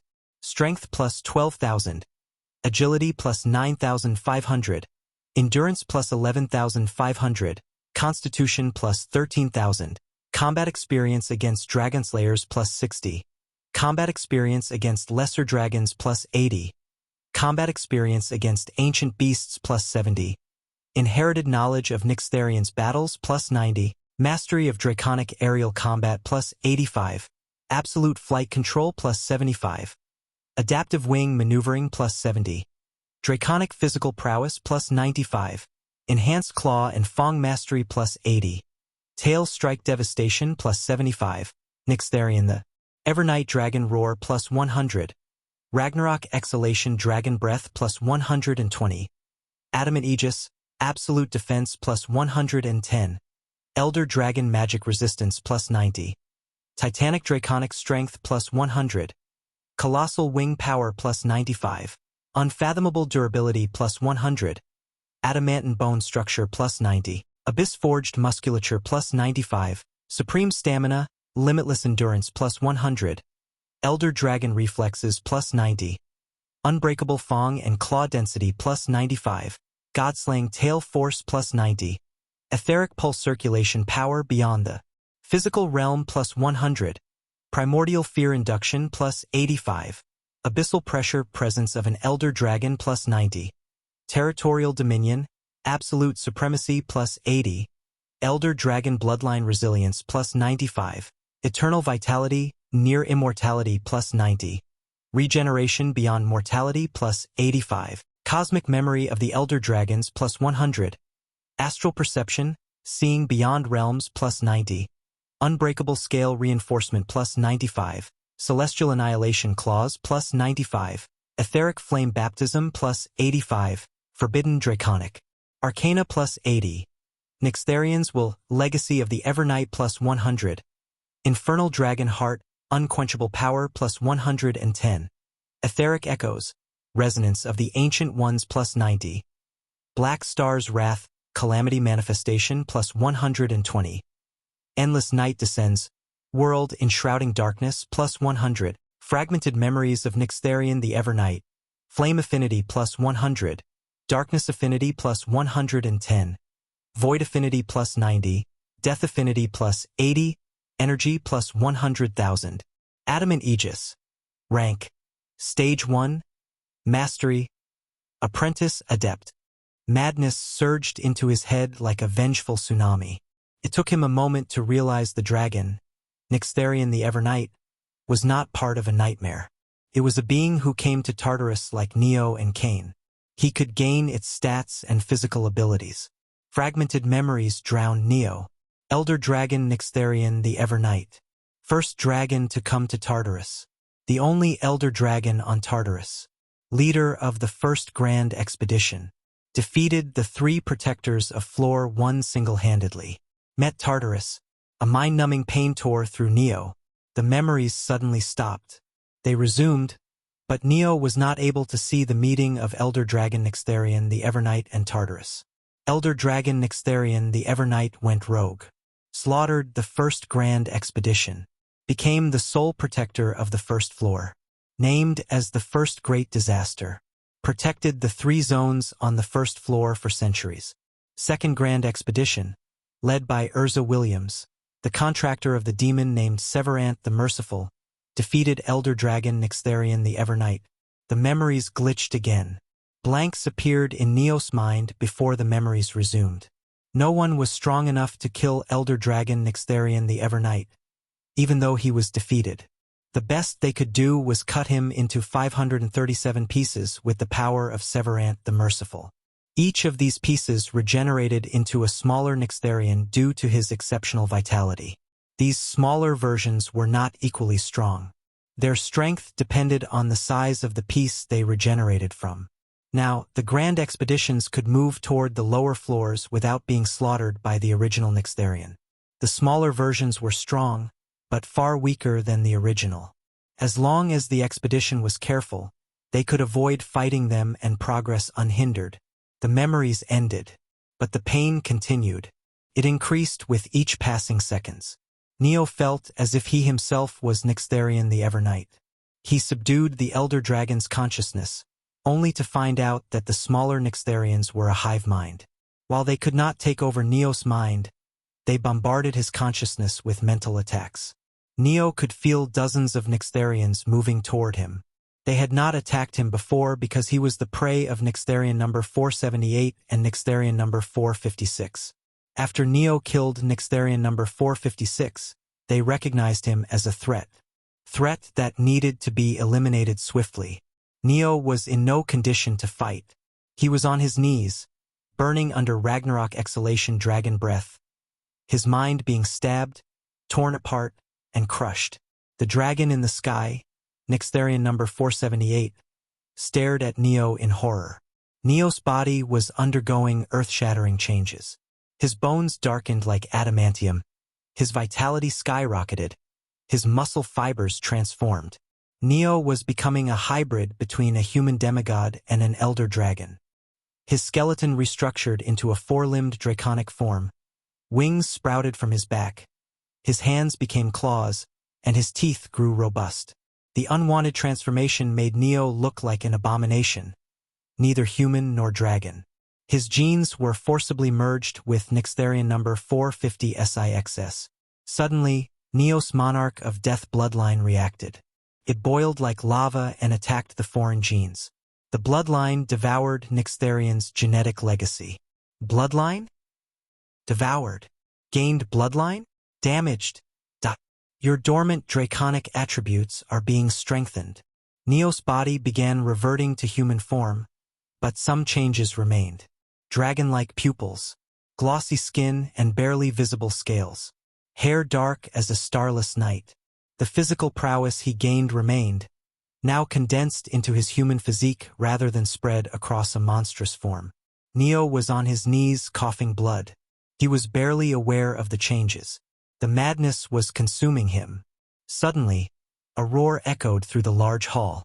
Nyxtherian number 478 spewed purple flames, intent on killing Neo before his transformation completed. Neo opened his mouth. Countless tiny magic circles appeared in his throat. Death combined with void to form chaos, which mixed with the fire affinity gained from devouring Nyxtherian number 456. Purple flames erupted from his mouth. They grew larger as they traveled, clashing against Nyxtherian's own flames. A catalytic explosion burst forth. Neo was flung away by the shockwaves. He, unable to even stand due to the mental pain, was bare to the shockwaves. More roars echoed. The cave trembled as Nyxtherian the Evernight emerged. The closest one attacked Neo without giving him a chance to recover. His instincts kicked in. He punched toward the dragon that was about to spew flames. Shockwaves erupted from Neo's fist and hit the dragon. His gigantic body was smashed into the ceiling. Neo roared as if warning the dragons. The attacking Nyxtherian the Evernight froze from fear. Their instincts blared alarms at them. Chapter 480. Intruder. The human in front of them was an abomination. He was dangerous. Bone-chilling fear crept down the dragon's spine when Neo raised his sword overhead. Red lightning slithered around the blade. The amount of death was titanic. He had to be stopped. Kill him, the dragons roared. 4 of them dived into the purple flames, no longer caring about their lives. The other 8 spewed condensed purple flames. Divine swordsmanship modified 7th stance. Tenraisen Korwashi. A black, lightless arc shot out. It cut through the wing of the nearest dragon. Neo immediately followed behind. He used mimicked gravity to create a zone with 50 times the gravity. The dragons on the ground groaned and slowed visibly, finding it hard to move. Just then, Neo swung overhead and clashed against the dragon diving from above. The dragon was surprised, finding it absurd that Neo could fight back on equal footing. "What have you done?" the dragon roared.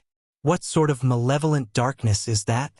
They could sense the adamant Aegis spell protecting him, and he had used Nyxtherian Roar. Both were abilities of Nyxtherian. Dangerous. The abomination before them was dangerous. Something like him needed to be eliminated at all costs. Dozens of roars erupted.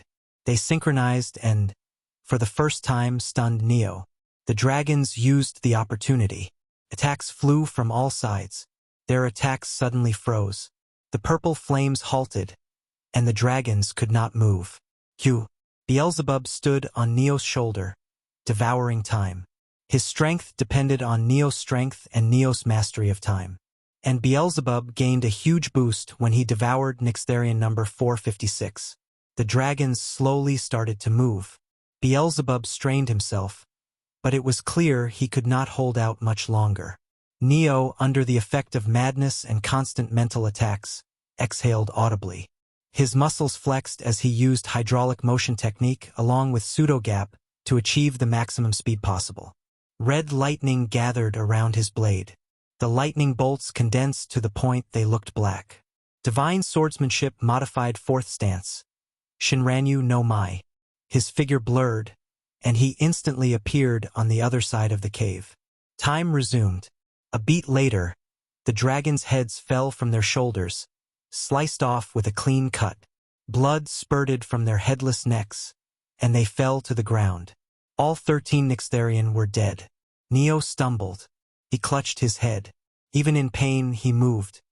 He could sense more Nyxtherian coming toward him, and one of them was far stronger than any other Nyxtherian he had faced. It must be a Nyxtherian born from a large piece of the original one. Neo had to grow stronger quickly. True darkness surged out from him. It devoured the purple flames like an endless dark night. Just when the true darkness was about to devour the corpses, Neo's mind and body instinctively froze. Anymore, and it was suicidal. He would not be able to sustain the madness. His sense of self-preservation warned him against devouring more corpses. He needed to wait until his madness stabilized. "Don't tell me what to do." Neo was short on time. The strong Nyxtherian was coming at him with a swift pace. He clenched his jaw with enough strength to make him bleed. "I will grow stronger. Even if I have to die for it. Never again will I be weak." He directed a huge portion of the energy he gained from Nyxtherian number 456 into happiness, his concept of life. His mind relaxed slightly under the effect of happiness, and a sense of calmness washed over him. Invigorated, he devoured the corpses.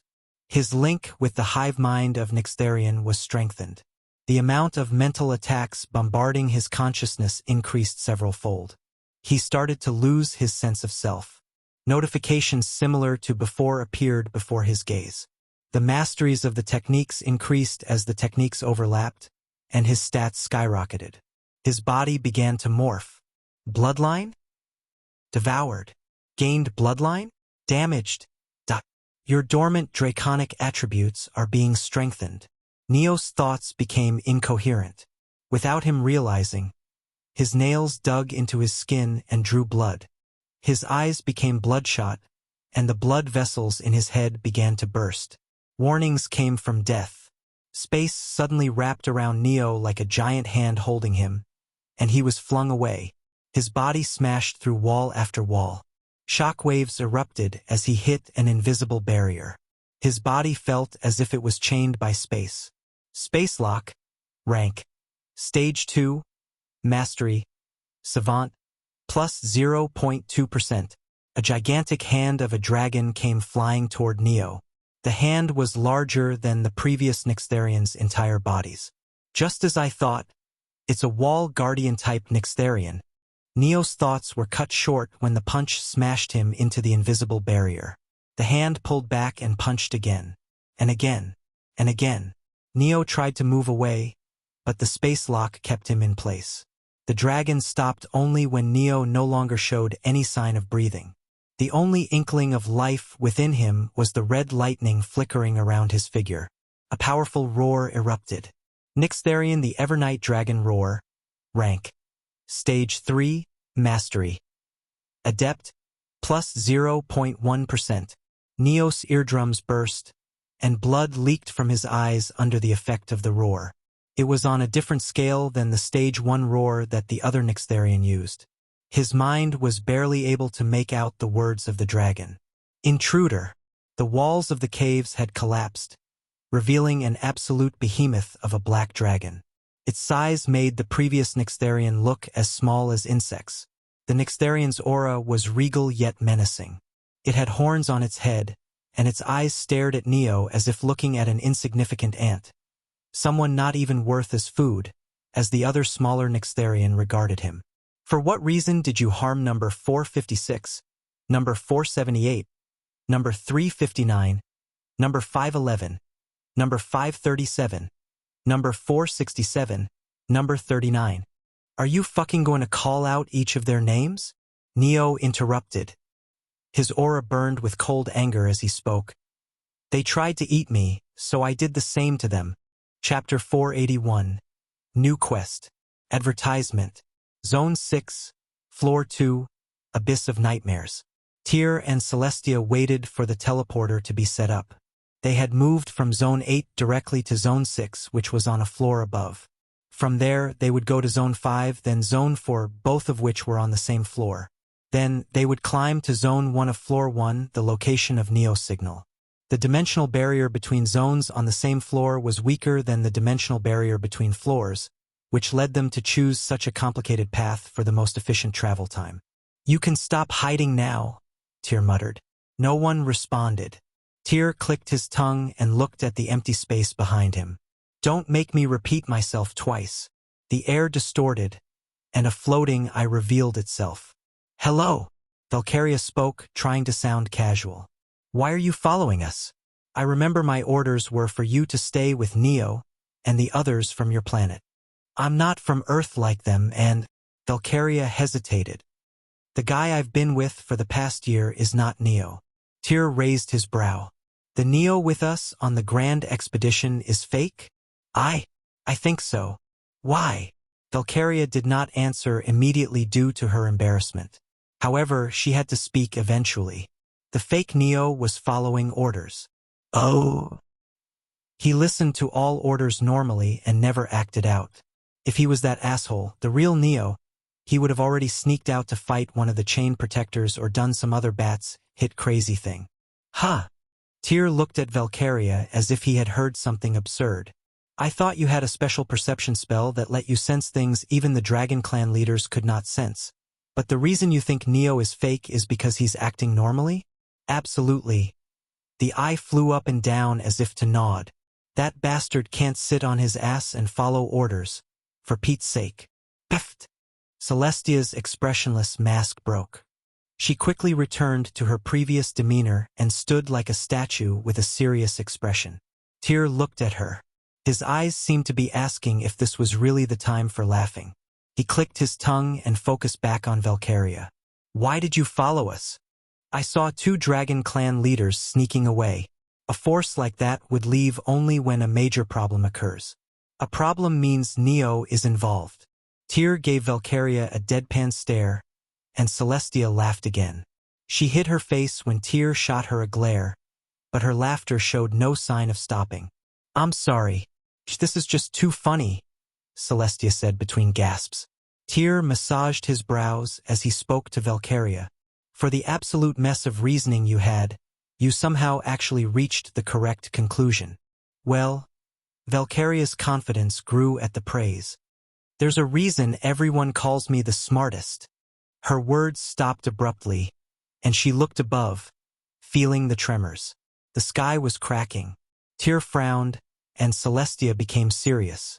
The dimensional barrier between Zone 1 and Zone 2 broke just now, Celestia revealed after scouting the situation above. What? Tyr questioned. It looks like someone forced Nyxtharian to fight seriously. It's Neo. I'm sure of it. Valkyria spoke up. In fact, if anything bad suddenly happens, Just know that Neo had a 95% contribution to it. Stop joking and move, Tyr shouted as he hurried to help set up the teleporter. We can't let Neo die before we get the answers from him. 2 hours earlier. Zone 1, Floor 1, Abyss of Nightmare. The large Nyxtherians stared at Neo silently. The Nyxtherian were created from the pieces of the original Nyxtherian. Nyxtherian created from small pieces, numbered from number 101 to number 537, patrolled Zone 1, Zone 2, and Zone 3. They fought the intruders and ate the monsters they found. These had roughly 0.01% of the strength of the original Nyxtherian. The other Nyxtherian, namely the ones born out of large pieces, retained a good amount of the original Nyxtherian's strength. They stopped anyone from crossing the dimensional barriers, be it downward to the lower floor or sideways to the other zones. They were wall guardians. The Nyxtherian before Neo, Nyxtherian number 56, was one of them. Intruder. Hey! Neo interrupted. Which numbered Nyxtherian was born from the original Nyxtherian's heart? Why are you asking such a question? I want to eat it. It will give me a good boost in strength. How dare you? Nyxtherian number 50 SAX's serious expression turned into one of pure rage. The space lock tightened, crushing Neo's bones. Lacerations appeared on his skin as his muscles were torn apart. You dare say those words after devouring 13 pieces of eye? And, Neo replied, trying to suppress the tremors in his voice. Stop acting like a gentle and lawful dragon who is forgiving an intruder. It's clear as day you are trying to buy time until my mind explodes from the combined mental attacks of you Nyxtherian. Neo was running happiness at full power, and it allowed him to be sane enough to converse. As for the mental attacks of hundreds of Nyxtherian, he withstood them with sheer willpower. But there was a limit to it. The dragon was simply waiting for Neo to reach that limit. Quest. Undefeatable Emperor. Objective 1. Eliminate or subdue all pieces of Nyxtherian single-handedly. Reward. Information about pillars. Objective 2. Eliminate or subdue all protectors inside Layer 4 of the Abyss of Nightmares single-handedly. Reward. Level up all subskills of Blessing Hayden Light X1. Objective 3. Defeat or subdue all great disasters single-handedly. Reward. Madness Meditation Technique. The dragon noticed Neo was not focusing on it. Where are you looking? Asked Nyxtherian number 56 in anger, feeling insulted at being ignored. Your death warrant just came. I was reading that. The dragon snapped at Neo's repeated insults. It increased the power behind Spacelock, slowly decreasing the lock size while keeping the force constant. Neo's body was being crushed. Chapter 482. Sewer Slide Bombers. He could have regressed. There was more than enough energy for that. But Neo wouldn't be himself if he did not fight until the last inch. Red lightning began to flicker around his body. He shut down his healing abilities and redirected all energy toward creating death. Giant bolts of red lightning came into existence. Nyxtherian number 56 realized he was about to do something again. It increased the crushing force and turned Neo into a meatball. However, the red lightning remained, to its surprise. The lightning began to condense into the shape of a bead. Neo currently had too much energy from devouring 14 Nyxtherian. It would dissipate if he left it as it is, since it was far more than what he could store inside himself. He converted all that energy into death and condensed it into a black bead. A single bolt of red lightning seemed to be moving inside the bead. Alarms rang in Nyxtherian number 50 SIX's mind, and its instincts told it to stop the bead from exploding or run away. Proud dragon like you won't run away, will it? Will you not show respect to your opponent until the end? Neo let the bead explode before the dragon could complete its sentence, denying it the satisfaction of finishing its words. An absolute cataclysmic explosion shook the place. Everything that touched the shockwaves was erased. The only thing left standing was the invisible barrier, the dimensional wall separating Zone 1 and Zone 2. Neo felt the life force of Nyxtherian number 56 weakening. He wanted to see the result of the attack and the injuries it left on Nyxtherian number 56. Changing his plans, he revived himself. Energy was no problem. The first thing he noticed was the amount of death in the surroundings. The high concentration was harming him too. Air crackled with red lightning. Everything had been pulverized into non-existence. Now that I think about it, I never made a suicide bombing technique despite being immortal. That should have been the first technique I made. Neo walked up to Nixtharian number 56. Half of its face had melted. Its body was fine since it had sacrificed its wings to protect itself, but the red lightning was invading its body through the wounds and weakening its life force. You! The dragon spat with hatred and anger. You will pay. The dragon's core cracked, collapsed into itself, and a beat later, it exploded. Everything happened too fast. Neo had no time to react. You crazy fuck. Why are you doing a suicide bombing? Neo's consciousness blanked. For a moment, he felt his consciousness leave his body, and he heard Percival's voice. Neo, I found the pillars of... The voice disappeared, and Neo regained consciousness. He sucked in a sharp breath of air. Hot white pain drilled into his head. His bones were visible, and his melted skin was not able to regenerate. He looked around. Fucking nut job. Bitch took himself out to stop me from devouring him. The worst part was the explosion technique. It was a crude technique similar to what Neo had used moments ago. In fact, Neo was sure the dragon got the idea from him. He used void in the explosion, and it's hindering my regeneration. Fuck! Since the dragons had a hive mind, now all of them knew the explosion technique, and they would kill themselves as soon as they were about to be defeated. Neo would not be able to devour them. God fucking damn it. Neo turned back time. He burned an exorbitant amount of energy and tried to go far back into the past, hoping to meet Tartarus in Tyr's nightmare world. But he opened his eyes in the cavern. His time perception told him he had returned to the moment where his earlier regression started. I'm here again. I suppose time and fate wouldn't let me go past this point. He waited for 30 seconds. The Nixtharian did not come. As expected, if he devoured something with true darkness and returned to the past, those things would disappear from the past too. Beelzebub, devour the chaotic time elementals. He moved swiftly. His mind's connection with Nixtharian remained even after he regressed. They would quickly realize some of the Nixtharian were missing, and a foreign being, him, had gained access to the hive mind. Then, they would bombard his mind with mental attacks. Neo tore straight through the walls and moved toward the dimensional barrier separating Zone 1 and Zone 2. As expected, a giant presence started chasing him when he went near the dimensional barrier. Here it comes. A wall guardian Nixtharian. A powerful roar tore through the world. The paralyzed Neo followed by space warping around him. He became immobile. From the direction of the roar, purple flames flew out in the shape of a beam.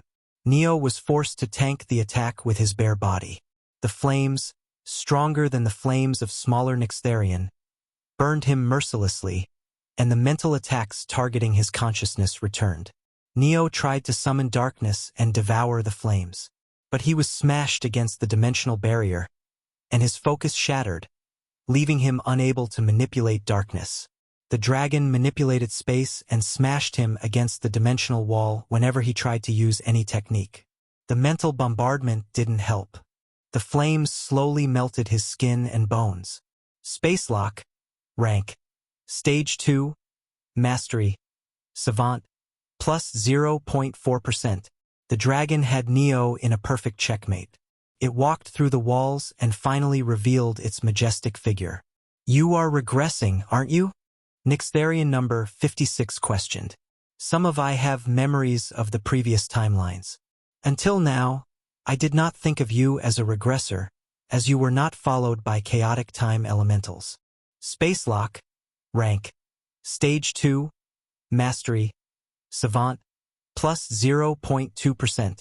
But now that I know, I will not allow you to regress. The force made Neo's spine snap. The moment he tried to heal himself or turn back time, he was smashed against the dimensional barrier. His focus broke and his techniques were cancelled. Space lock. Rank. Stage 2, Mastery, Savant, plus 0.2%. Spacelock, Rank. Stage 2, Mastery, Savant, plus 0.1%. Chapter 483, Sharing Pain. The only ability Neo could use in his current condition was the death skill. It was a simple skill with no complex underlying mechanism, unlike other trait skills, and could be activated with a thought. But it was useless for his current situation. He could also use his blessings, however, they were similarly useless to escape spacelock. Where has your bravado disappeared? Neo was smashed into the wall, and his words were cut short. He gritted his teeth. Normally, a physical attack of such level could never shake his mind. However, he had currently divided his mind into two parts. One was busy holding back madness and running happiness to maintain sanity. The other part was being used as his main consciousness. It was weaker than the other consciousness and could be disrupted. Do not worry, vermin. I won't kill you. I know it would not accomplish anything. And I won't let you regress either. After all, it would take time for one of me to remember the pre-timeline, and there is no knowing what you would do before I remember. So, I will end you here, Nixtharian number 56 said. You damned bastard. Neo used intent to speak, knowing the dragon would not let him speak physically. It seemed to be intent on insulting Neo the same way Neo had done to him. It looks like you know what I am planning to do. Neo could swear the dragon smirked. He had seen it inside the dragon's memory. Infinite void prison. A concept that trapped the target inside an artificial infinite-sized dimension. As it was made from void, Neo's abilities would not work if he was trapped inside it. He would lose access to all and any type of elementals. This ability was the reason Elder Dragon Nixtharian the Evernight could defeat 3 protectors alone. Bitch, why is your main concept from void when your title has night in it? Use darkness. Your taunts are useless against I. You should stop trying such pathetic attacks. Nixtharian number 56 kept smashing Neo into the wall to disrupt him from focusing. More Wall Guardian Nixtharian were coming. Infinite Void Prison needed 3 or more Wall-type Nixtharian to come together to be cast. If not, the concept of Infinite Void Prison could not be triggered. Soon you will be. Fuck. Neo snapped after getting smashed again and again. From here, whatever happens is your fault. What do you mean? Neo stopped holding back the madness and cancelled the concept of happiness. Mind-numbing pain drilled through him. He started to see hallucinations. His intense senses went haywire. One moment he was hearing eldritch noises, the next the melody of a siren was soothing him. Then the eldritch noises returned. Nixtharian number 56 roared. It thrashed around in pain, and its eyes became bloodshot. The madness was encroaching into the hive mind through their connection with Neo. It dropped Neo, no longer maintaining sanity. The dragon punched and spewed flames in random directions. Its clawed hand dug into its forehead, while its tail wrapped around its neck, choking it. Neo was faring better. He was at least not acting like a rabid animal. Though maybe he was not faring better either. He could hardly stand straight. He had to actively churn his will to stop himself from harming himself. Without the protection of happiness, he felt as if his raw willpower was being tested. I told you, it's your fault. Neo slowly stood with the support of Obitus.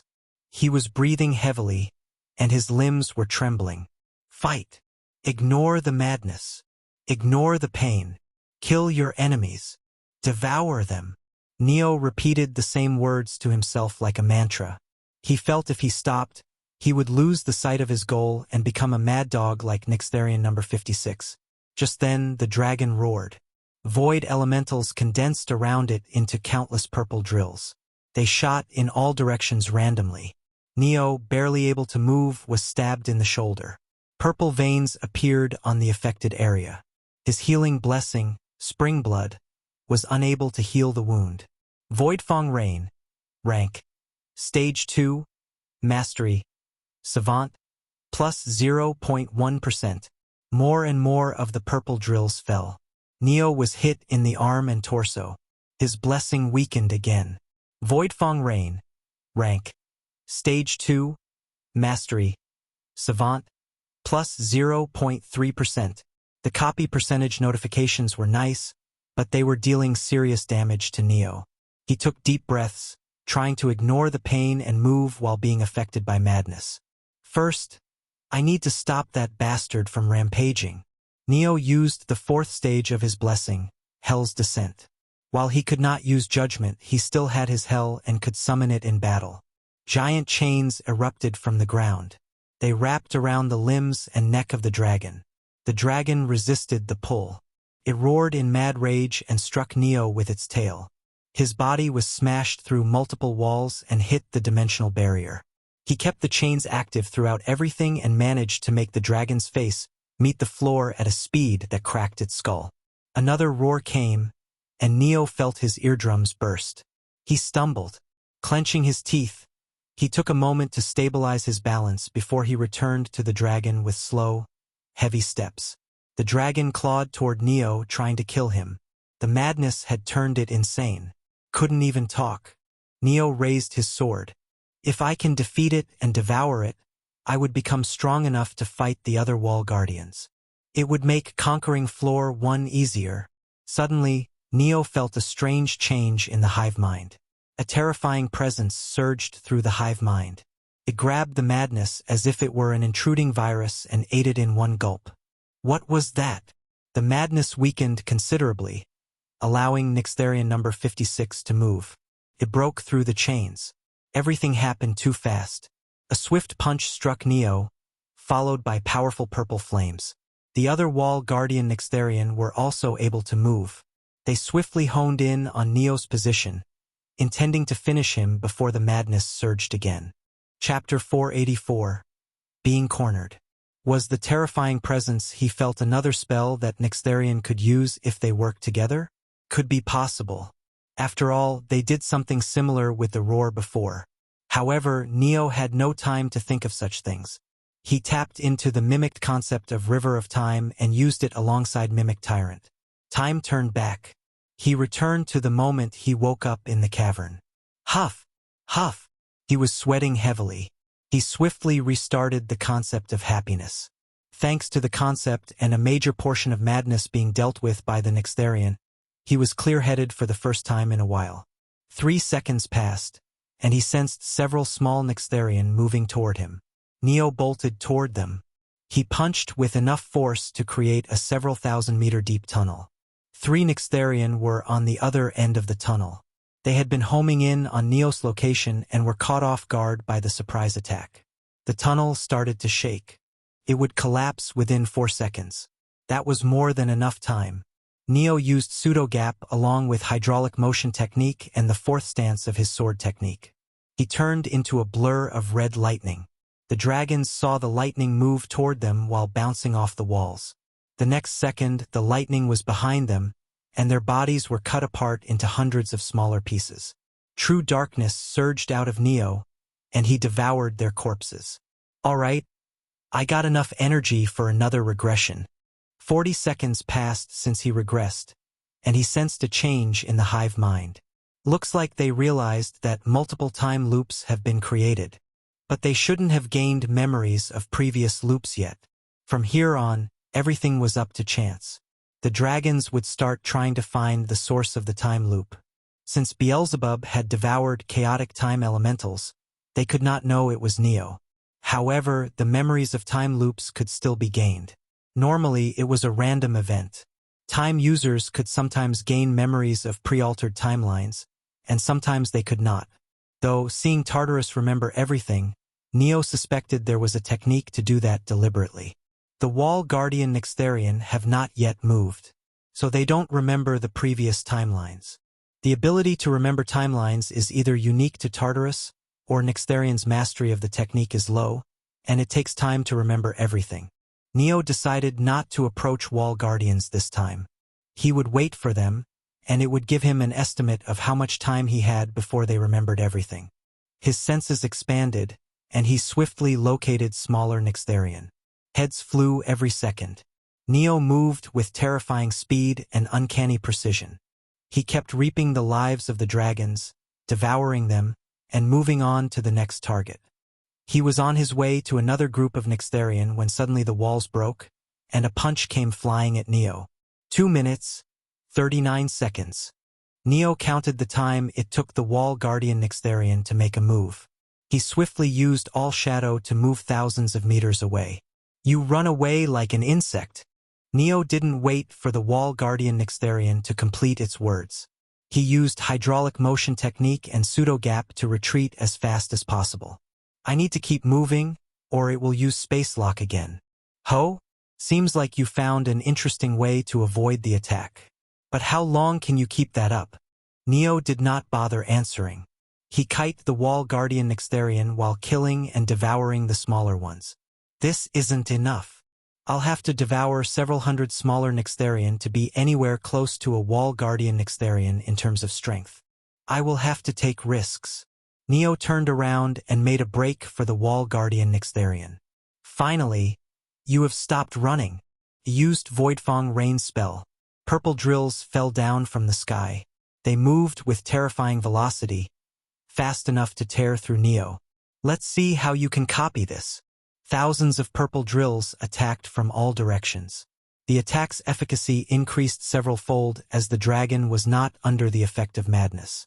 Neo knew this was Nixtharian's attempt to buy time. 2 more wall guardians were on the way. He still did not run. A drill pierced his back.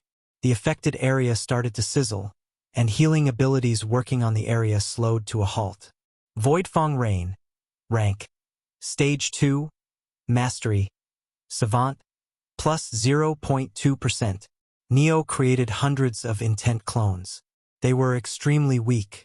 They died as soon as the drills hit them, but it was counted as an interaction. Voidfang Rain. Rank. Stage 2. Mastery. Savant. Plus 0.2%. Voidfang Rain. Rank.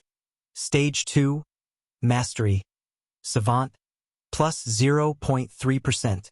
Voidfang Rain. Rank. Stage 2. Mastery. Savant. Plus 0.1%. Voidfang Rain. Rank. Stage 2. Mastery. Savant. Plus 0.4%. Voidfang Rain. Rank. Stage 2. Voidfang. Voidfang Rain. Rank. Stage 2. Mastery. Savant. Total. 0.8%. 4.5%. The real Neo weaved through the purple drills.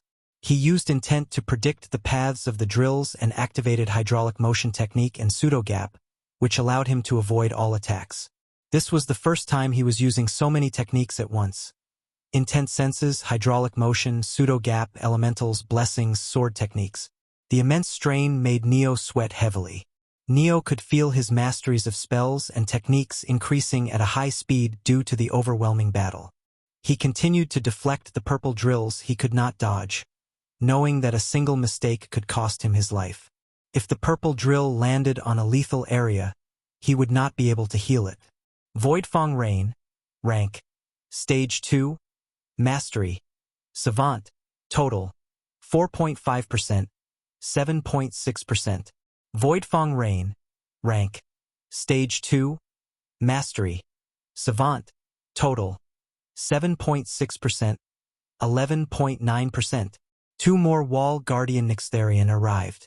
The amount of void elementals in the surroundings increased sharply. They are preparing the concept of infinite void prison. Neo used all shadow to appear below the nearest wall guardian Nixtharian. Chapter 485. Second ability of Sacred Treasure Abyss Mirror. Neo covered his sword in death essence and stabbed upward. The dark aura shot through the body of the wall guardian Nixtharian. Came out the other side while doing internal damage. The dragon stumbled, and the infinite void prison preparation was interrupted. But that was all. It recovered, thanks to its exceptional vitality. Neo moved away before the dragon could use space lock. From what he saw, infinite void prison's entrance was like a portal. They would have to throw Neo inside it. As long as he was not caught by space lock, they wouldn't be able to imprison him within the infinite void prison. Neo's thoughts were cut short when the space lock, far stronger than before, sealed the entire place. Space Lock. Rank. Stage 2. Mastery. Supreme. Plus 0.1%. The Space Lock was Supreme Mastery, unlike the Savant Mastery one they used before. Fuck. These bastards can make the Space Lock stronger if they work together. Neo could not move. He could see the three-wall Guardian Nixtharian focusing together. Thousands of meters of area were sealed by Space Lock. They kept him imprisoned by strengthened Space Lock and slowly started to create a new infinite void prison. This is the end for you.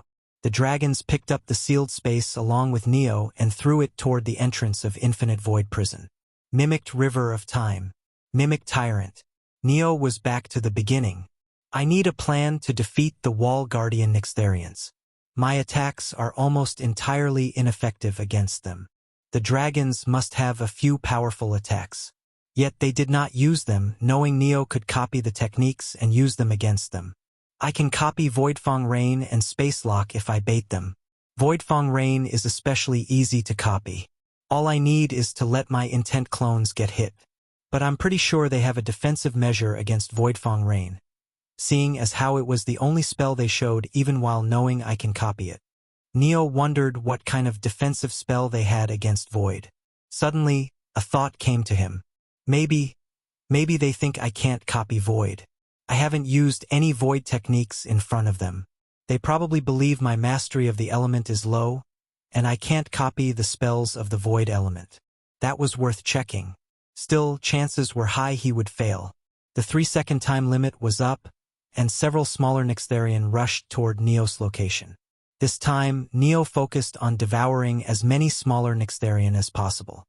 He used the hive mind to sense their location and attacked them. Adamant Aegis. Rank. Stage 1. Mastery. Adept. Expert. Just as I thought, the mastery increases when I devour multiple beings with the same spell. He moved through the underground network of tunnels at his top speed. Adamant Aegis. Rank. Stage 1. Mastery. Expert. Savant. Adamant Aegis. Rank. Stage 1. Mastery. Savant. Supreme. Adamant Aegis spell has been mastered. One of your spells copied in Abyss Mirror has reached Supreme Mastery. New function unlocked. Merge Echo. You can overlap fully mastered techniques and raise their rank. As soon as the ability appeared, Neo instantly stopped devouring the dragons in front of him. Since this was an Abyss Mirror ability, the technique's rank would not increase by devouring them but by copying them. He dismissed Obitus and entered melee with fists. Adamant Aegis. Rank. Stage 1. Mastery. Savant. Supreme. Plus 0.4%. Adamant Aegis. Rank. Stage 1. Mastery. Supreme. Total. 100%. 100.4%. The new ability was groundbreaking. Neo was gaining copy percentage even after the technique was fully mastered. If he believed the Abyss Mirror, the technique would rank up after the copy percentage reached 200%. This? I can get a way to damage the Wall Guardian Nixtharians if increasing rank is possible. In truth, Neo had one spell, only one, that could damage the Wall Guardian Nixtharian. Ragnarok Exhalation Dragon Breath. Rank. Stage 3. Mastery. Expert. The Ragnarok Exhalation Dragon Breath was powerful, but it took 3 to 5 seconds to activate. Too long. He needed abilities that could be activated instantly. Of course, if he increased the spell's mastery, the activation time would decrease. But he had already devoured almost 50 Nixtharian, and the spell's mastery had yet to increase even once. The growth speed is low, probably because it's a high-ranking spell. It doesn't matter though. If my plan works, I won't need the breath attack. Neo caught a small Nixtharian. He cut its legs and wings. How dare you insult me like this, vermin? How dare you? The dragon glared at him with hatred. You really have the vitality of a cockroach. Neo jumped and climbed over the dragon. Only 30 seconds were left before a Wall Guardian Nixtharian came. He had to hurry. What are you trying to do, vermin? Neo used Kane's transfer technique and gave the dragon his death sword technique. The dragon roared in pain and rage. The information being embedded into its brain was titanic. Its head swelled, seemingly about to burst if not for its exceptional vitality and natural regeneration. Neo jumped back and waited. He flexed his hands, unable to summon the death essence and wrap it around his sword or use it as a sword. I guess I lost my technique. He was not feeling down in the least. Knowing himself, he needed seconds, minutes at best, to relearn his death sword. This is all thanks to my shitty talent. Almost everyone learns the technique through enlightenment. They have high talent and they get a feeling for how to do things correctly. It's like shooting a bullet. Some people are natural talents and can hit the bullseye in one go. But I can't do that. To hit the bullseye, I need to learn a good stance to hold the gun, learn to calm my breathing, and then practice thousands of times to improve my aim. Since I know how to get good enough to hit the bullseye already, I can do it easily again. The dragon stood on its hind legs and roared. Death elementals started to coalesce into its head. They transformed into a pitch-black metallic sword with red lightning flickering around it. The dragon roared once again before swinging the sword toward Neo. Neo took the attack head-on. It sunk into his shoulder slightly, unable to leave a deep wound due to his nigh-impenetrable defense. However, Neo could feel his regeneration slowing in the area where the attack landed. A notification appeared. Death Sword. Rank. Stage 2. Mastery. Supreme. Plus 0.5%. Death Sword. Rank. Stage 2. Mastery. Supreme. Total. 0%. 0.5%. First step is a success. Now the second step. Neo exhaled. He asked Beelzebub to stop time. Meanwhile, he grabbed Obitus and wrapped it in sword intent.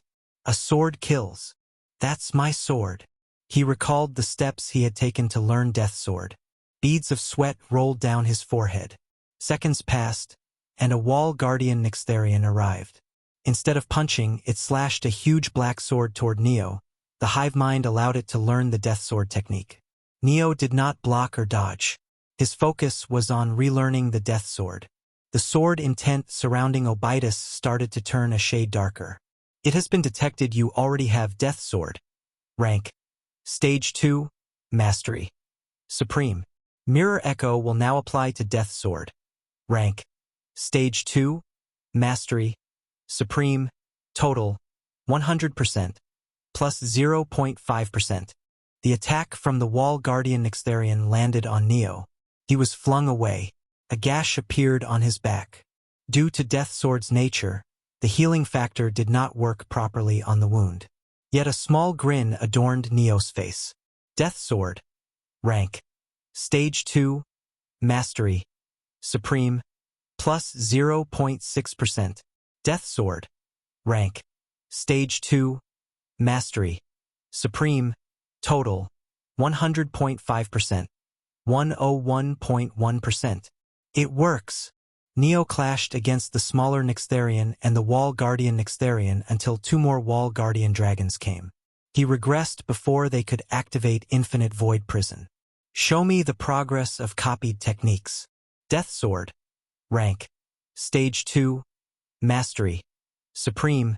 Total. 101.1%. 103.4%. Voidfang Rain. Rank. Stage 2. Mastery. Savant. Total. 11.9%. 30.78%. Spacelock. Rank. Stage 2. Mastery. Savant. Total. 9.1%. 11.2%. Spacelock. Rank. Stage 2. Mastery. Supreme. Total. 0.5%. 0.6%. Neo rushed toward the nearest dragon. He caught one of them and transferred Death Sword to them. Just as the dragon learned it, the information was spread throughout the hive mind, and all the dragons gained it. Neo felt it was ironic how he copied the dragon's techniques earlier, and now he was teaching them his techniques. Vermin, how arrogant of you to teach us your techniques. You think of yourself as undefeatable? The first dragon roared. This will be your mistake. You will die due to your arrogance. The second, third, and fourth dragons spewed purple flames. They flew toward Neo, giant swords in their hands. Neo swung his death sword in return. Their weapons clashed. The formless sword zipped through the space, ignoring distance. It allowed Neo to block the sword attacks of the dragons from all directions. Death Sword. Rank. Stage 2. Mastery. Supreme. Total. 103.4%. 105.6%. Death Sword. Rank. Stage 2. Mastery. Supreme. Total. 105.6%. 107.3%. Neo fought relentlessly. He did not kill a single Nixtharian, and instead taunted more of them to attack him. The more interactions he had with enemies' death sword, the faster his copy percentage increased. Faster. I need to do this before the wall guardian dragons find me. Neo could regress if the larger dragons came, but for unknown reasons he felt an ominous premonition. Chapter 486. The Plan of the Elder Dragon Pieces. Death Sword. Rank. Stage 2. Mastery. Supreme. Total. 107.3%. 110.75%. Death Sword. Rank. Stage 2. Mastery. Supreme. Total. 110.75%. 114.69%. The Death Sword was coming nicely. He had copied 20% of Savant Mastery Space Lock and 50% of Voidfang Rain. 2 minutes and 39 seconds passed. It was the moment when the Wall Guardian Dragons rushed at him, realizing he was the one creating multiple time loops. Ha! The Wall Guardian Dragons did not come. Neo became confused. Was it possible that the dragons had not gained previous life memories and thus did not chase him? 15 seconds passed since the moment when the Wall Guardian Dragons were supposed to arrive. Throughout the time, the sense of danger Neo felt only increased. It took him 5 more seconds to realize what was happening. Shit! They figured out the trick. Before Neo could do anything, time was turned back by one of the Wall Guardian Dragons. 20 seconds earlier. Hive mind of Elder Dragon Nixtharian the Evernight. Multiple Wall Guardian Nixtharian were talking to each other through the hive mind. He is the source of time loops. I believe he has time looped multiple times. Impossible. This means the Great I lost to him several times. It is impossible to happen. I believe he has not yet been able to defeat the I numbered lower than 100. It is why he is not fighting the greater I and instead trying to grow stronger through the smaller I.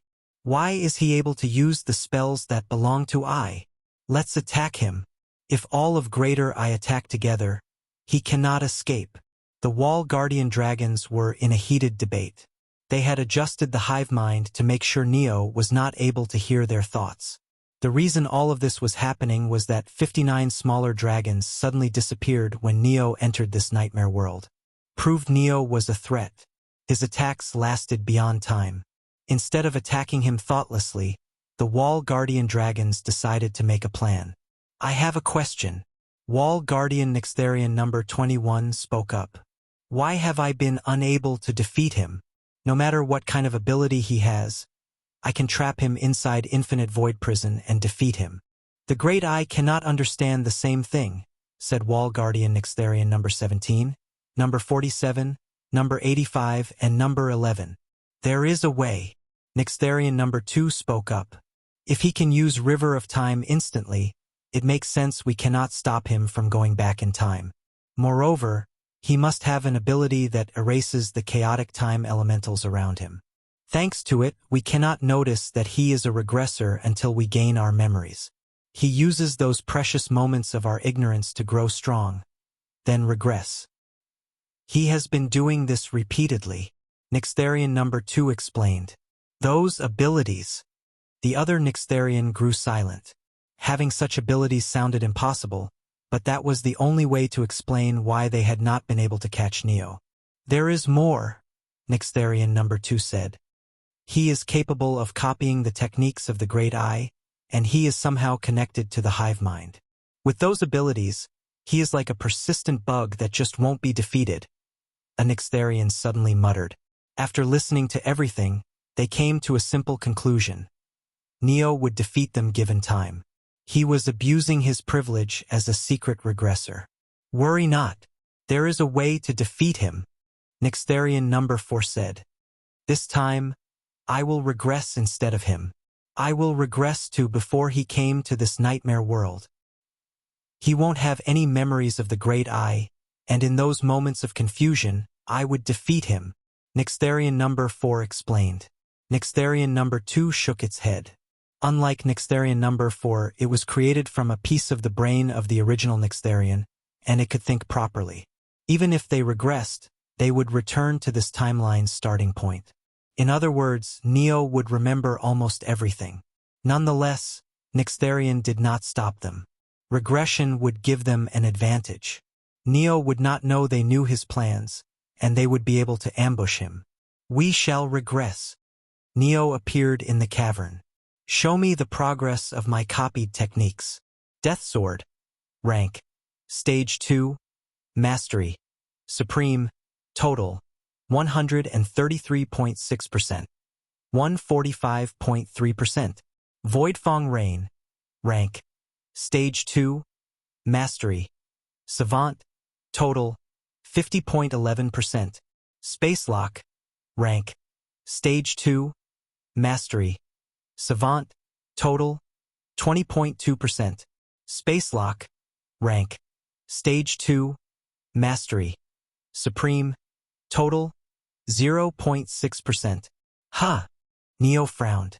Death Sword is at 145%? How is that possible? It should have been at 103.4%, and why is only Death Sword's percentage different? He tried to think of a reason for the difference between Death Sword and other techniques. The other techniques came from Wall Guardian Nixtharian. He would not gain copy percentage for them unless he fought a Wall Guardian. Death Sword, on the other hand, could be copied as long as he gave it to smaller Nixtharian and fought with them. It's almost like I fought with only smaller Nixtharian, and I don't remember that. Neo's mind churned. Countless scenarios appeared in his mind. Is it possible that the dragons realized what I was doing and decided to turn back time? Since the dragons did not know about Abyss Mirror's ability to retain copy percentage beyond time, they would not know Neo had a way to find out that time had been turned back. Of course, Neo himself found about this ability only now. He was saved by pure chance. The dragons must have hidden the one responsible for turning back time. Without looking at the regressor and noticing the chaotic time elementals around it, no one would realize time had been turned back. The dragons were definitely planning to ambush Neo, thinking Neo had no idea they were coming. I might be able to use their plan against them. While Neo could turn back time now and make the dragons forget about the timeline where they made a plan to ambush Neo, he did not do that. The dragons had realized what his abilities were once already. They could definitely do so again. Regression wouldn't save him anymore. I guess I need to do this.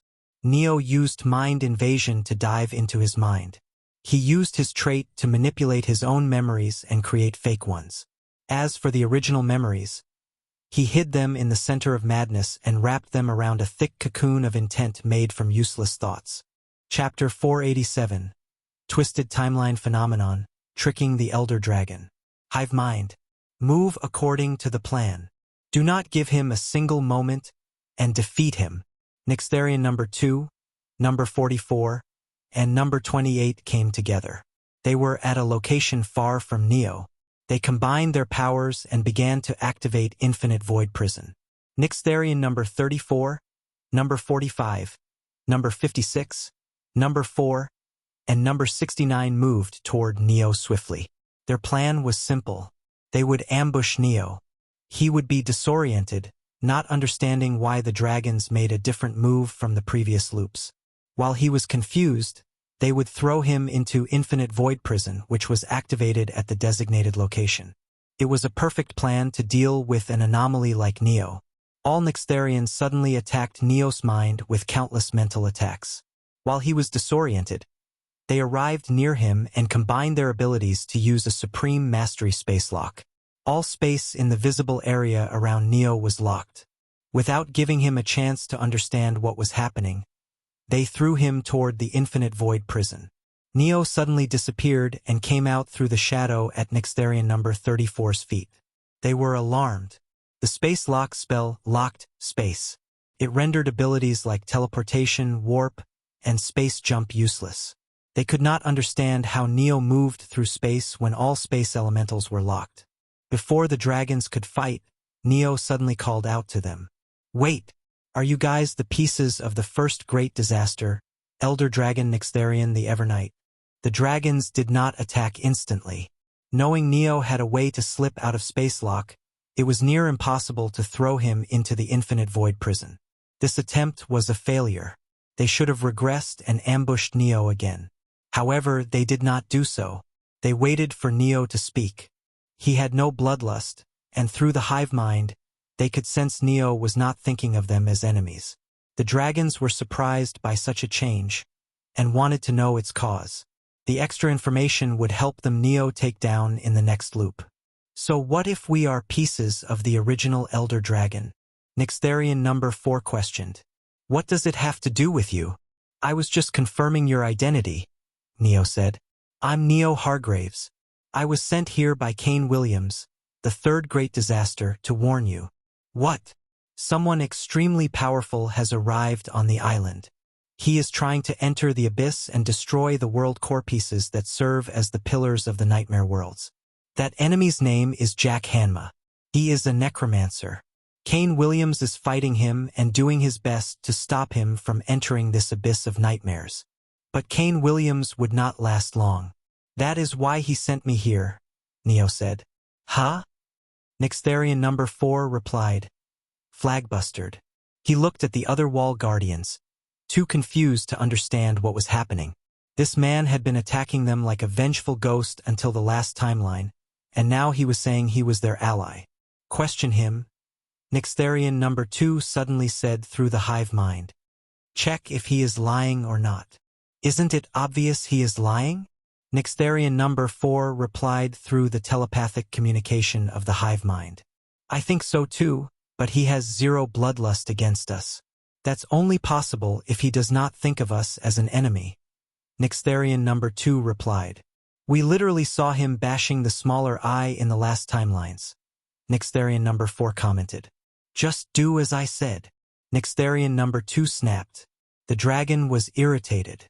Since the dragons did not have a direct communication line with Tartarus, they could not ask him if Neo was telling the truth. If they could talk with Tartarus, they would have not taken so much time to find out Neo was creating time loop. After all, Tartarus could remember all pre-altered timelines. "Vermin, you attacked the smaller eye and erased them from the timeline. How dare you say you are an ally?" The Nixtharian number 4 roared. The roar shattered Neo's eardrum and made him bleed. He stumbled. Only now did the dragons realize that he was extremely fragile if he was not protecting himself. His body was covered in cracks, and he seemed to be under constant mental pain. "I did that," Neo questioned. "That?" He seemed confused himself. "Did we return to first pre-altered timeline?" Nixtharian number 2 said in the hive mind. Each time a regressor changed the past, a new timeline would override the previous timeline as the two timelines were merged. Normally, everyone would regress to the previous pre-altered timeline. But when 2 or more time users fought, and both regressed, timeline would become erratic. When that happens, it was possible to return to not just the latest pre-altered timeline, but the one before that or the one even before that. To give an example, Neo regressed 7 times. He had memories of all 7 times. During his 7th time, if his opponent, a time user, regressed, he would enter Neo's 7th regression, the one before the latest regression. In this case, Neo would remember regressing only 6 times.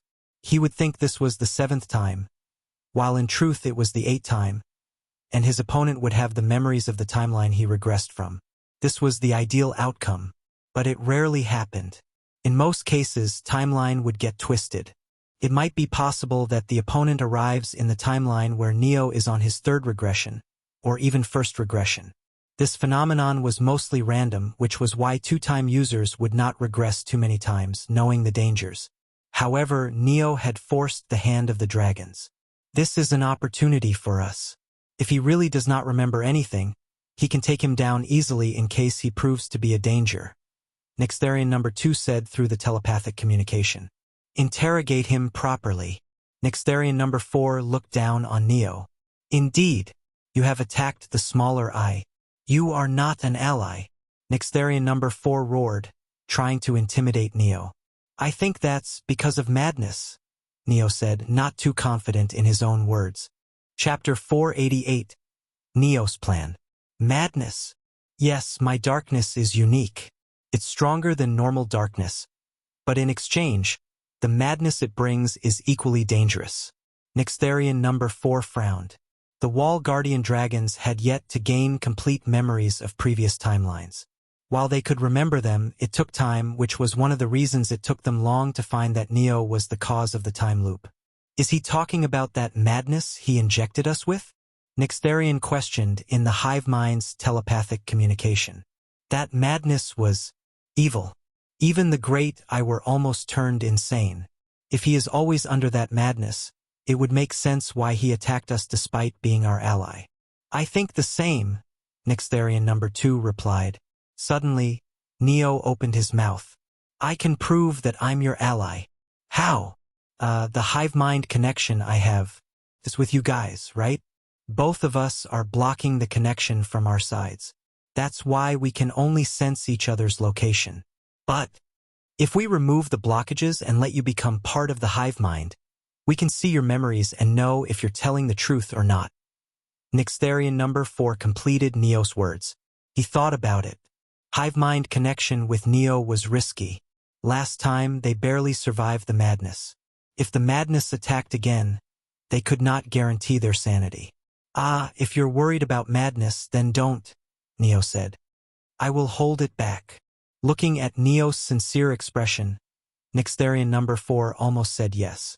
Fortunately, it stopped. It was hard to believe he was the same guy who had been rampaging earlier like a mad berserker. The hive mind decided to have a vote amongst the Wall Guardians. Should we let him connect with the hive mind to see his memories? I'm in favor. I believe we should. I'm against it. We can conquer that madness. No need to be afraid. I vote against it. Trusting him is dangerous after what he has done. I'm in favor of letting him join the hive mind. The voting happened quickly. As per the voting result, we will allow Neo Hargraves to join the hive mind. However, keep the river of time prepared. If we see a single chance of him betraying us, one of us will regress. Nextherian number 2 announced in the hive mind's telepathic communication.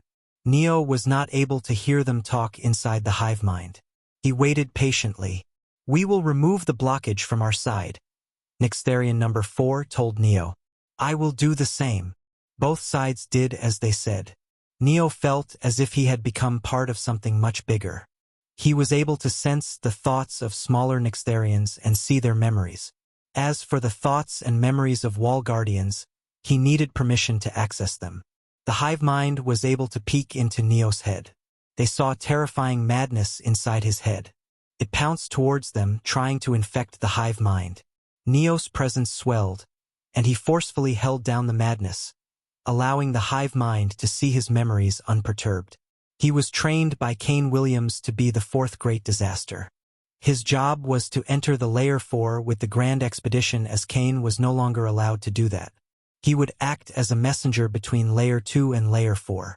However, before Neo Hargrave's training was completed, a malevolent entity was pulled by Tartarus and imprisoned within. Jack Hanma, an evil necromancer who lusted after power and women. He was the epitome of the evil that Tartarus wanted to punish. Someone so disgusting that he put his hands on his own ancestor. Now, he was intending to take over Tartarus and use its powers for his own.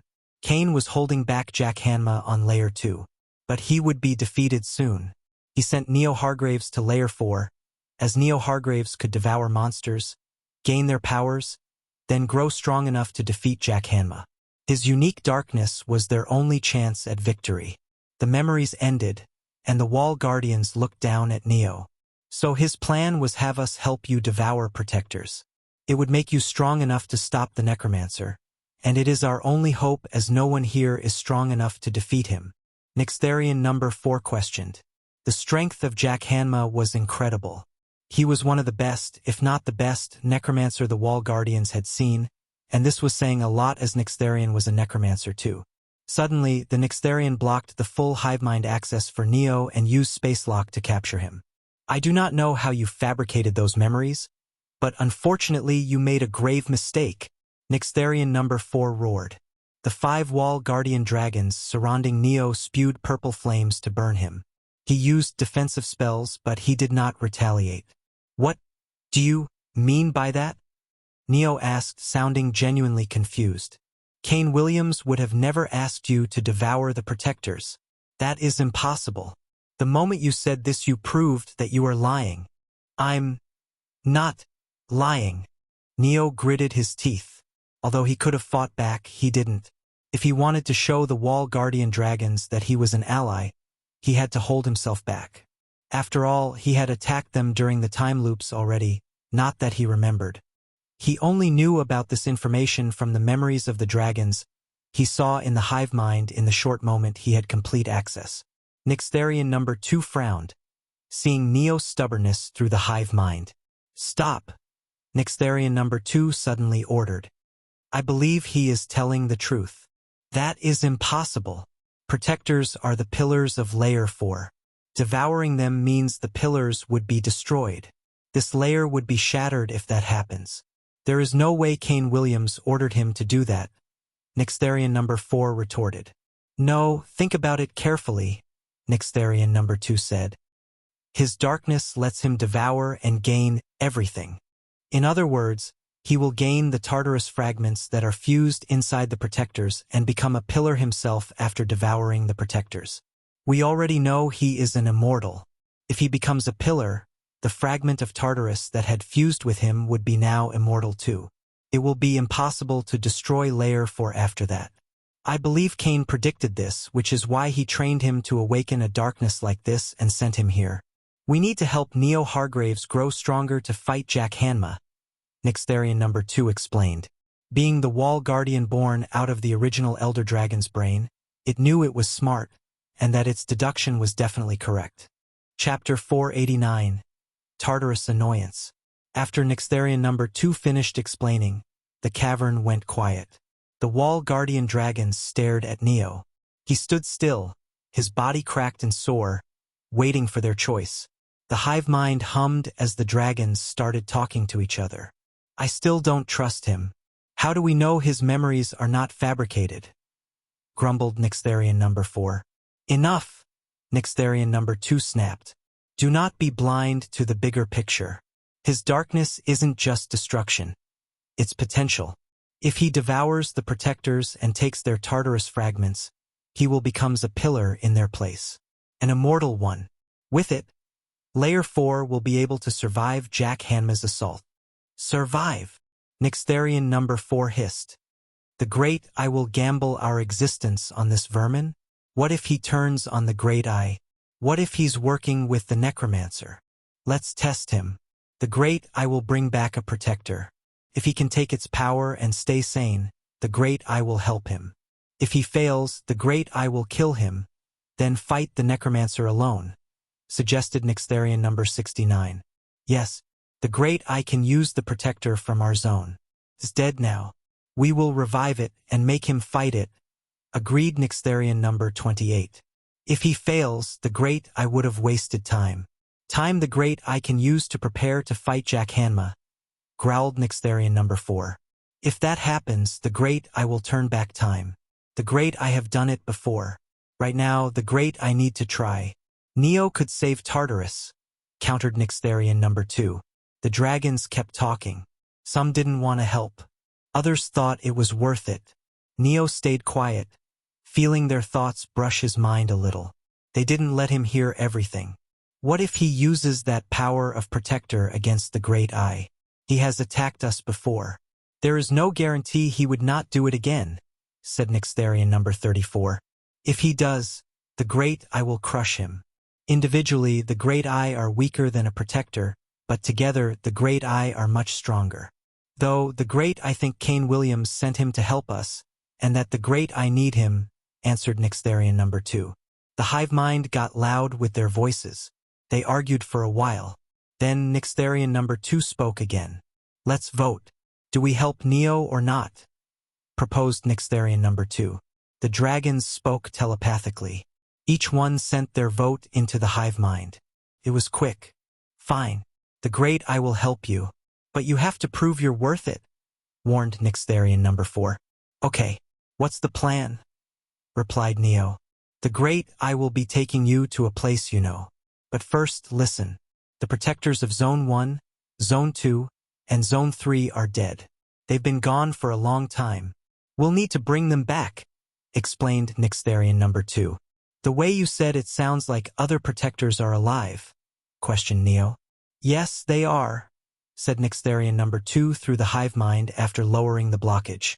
It did not explain further. So you're saying you will let me take their powers? Asked Neo. Yes, you will start with the protector of our zone, Zone 2.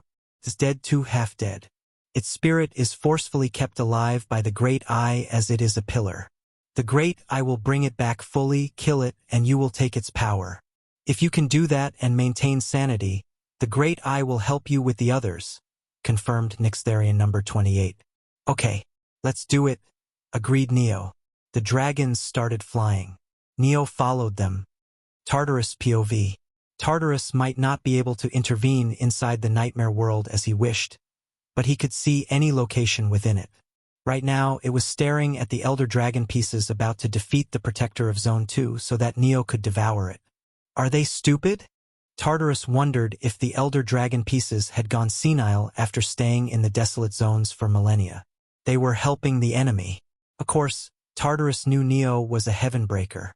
With his mastery of intent, Neo could fuse fake thoughts and make a fake memory that was no different from real.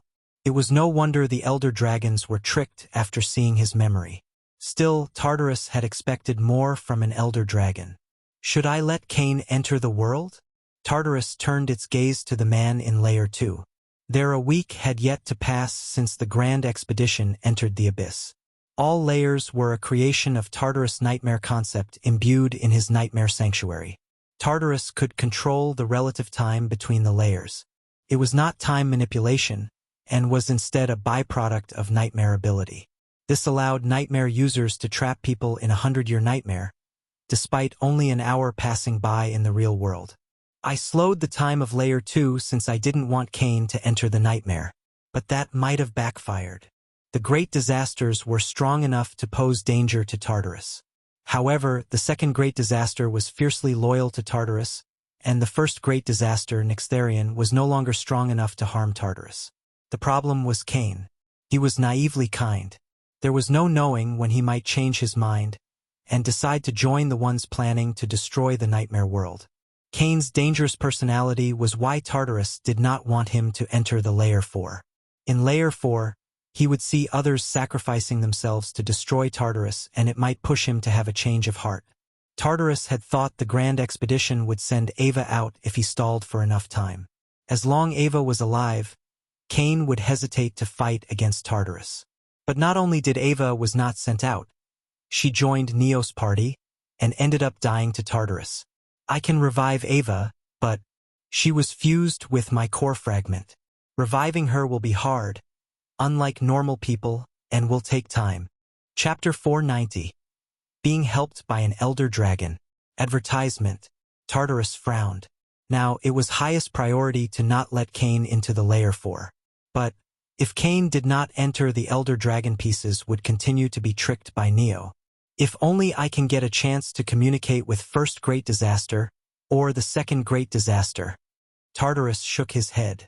What was done was done. Instead of leaving things to chance, he should do what was guaranteed to work. I can empower the protectors that are still alive. That should be enough to stop Neo until I can contact with the Second Great Disaster. Zone 2, Layer 4, Nightmare World. The dragon's hive mind felt like a hum in his head. They reached a big open space. Neo recognized the place. It was where he woke up in his time loops. It was a lucky coincidence. If he had known about it, he could have devoured the corpse long ago. This is it. The protector of Zone 2 died here. The soul is sealed deep below. The Great Eye will revive it now, announced Nixtharian number 2. How do you bring it back? Wondered Neo. The Great Eye will use our power together. One of the Great Eye isn't strong enough. Watch, replied Nixtharian number 69. The dragons stood around the ground. Their scales glowed a little. They made a deep sound like a song. Felt heavy. Purple light came up from the ground. It moved like smoke, then turned into a shape. Claws came first, then bones, then a body with old skin. The protector of Zone 2 stood up. It was a huge monster made of bones and shadows. It had no eyes, but it looked at Neo. It roared and the ground shook. That's big, muttered Neo. Fight it. Show that you can handle it, ordered Nixtharian number 4. The protector ran at Neo. His claws hit the ground where he was. He jumped away and made his death sword appear. He swung it and cut the protector's arm. Black stuff came out, but it kept coming. Weak defensive abilities, but insanely high regeneration. Or is this even regeneration? It looks like a monster made out of shadows. Neo kept parrying the attacks barely. Revived beings were weaker than their original counterpart. And since the protector was revived just now, it should be unable to use its abilities properly. Yet Neo was unable to hurt the protector. Despite using Death Sword, an ability that could hamper healing abilities, the protector could regenerate easily. The dragons watched. After confirming Neo could fight properly, they moved. Now, commanded Nixtharian number 2 through the hive mind. The dragons moved. Nixtharian number 4 shot purple fire at the protector's head. Nixtharian number 28 and number 69 used space lock together. It was strong this time, and the protector couldn't move. Nixtharian number 45 jumped in and broke its back with its claws. The protector tried to fight, but the dragons were too much. After a long battle, the something within the protector shattered. Its limbs dissipated, and it fell lifelessly into the ground. Neo could sense that it had died. Devour it, said Nixtharian number 2. Neo nodded. In the pile was a glowing piece, the protector's core. Neo walked to it. His darkness came alive and surged towards the corpse. Strength +1, 30, 000. Agility +1, 40, 000. Endurance +1, 50, 000. Constitution +90,000. Combat experience against shadow entities +100. Combat experience against elemental beings +90. Mastery of Shadow Elemental Combat +110. Shadow Elemental Affinity +120. Innate Communication with Shadow Elementals +130. Harmony Pathway Incantation Mastery Shadow Element +140. Grand Shadow Incantation Knowledge +150. Summoning Mastery Legion of Shadows +135. Body of Living Shadow Fluid. And Resilient Form +130. Darkened Regeneration Restoration through Shadow +120. Ethereal Movement, Silent and Intangible Motion +110. Perfect Shadow Integration, Become one with the darkness +125. Elemental Embodiment Core of the Shadow Pathway +140. Unseen Predator, Absolute Stealth in Darkness +130. Shadow Domain Creation Manifestation of a Personal Abyss +145. Abyssal Shadow Tendrils Manifestation of Dark Limbs +135. Phantom Sovereignty, Command over Lesser Shadows +120. Unfathomable Depths Resistance to Light and Holy Energies +110. Dimensional Veil, Partial Phasing through Space +130. Primordial Shadow Synthesis Fusion with Pure Darkness +140. Darkness Forged Constitution Body of Indestructible Night +150. Incarnation of the Eclipse, Master of Twilight's Abyss +160. Whispered Invocation, Casting Without Words +120. Tenebrous Howl, Roar that Calls the Abyss +110. Eternal Night's Embrace, His Presence that Devours Light +130. Unbreakable Shadow Core, Immortality Within Darkness +145. Dark Legion's Call, Instinctive command over shadow beasts plus 140. Sovereign of the Black Tide's authority over living night plus 150.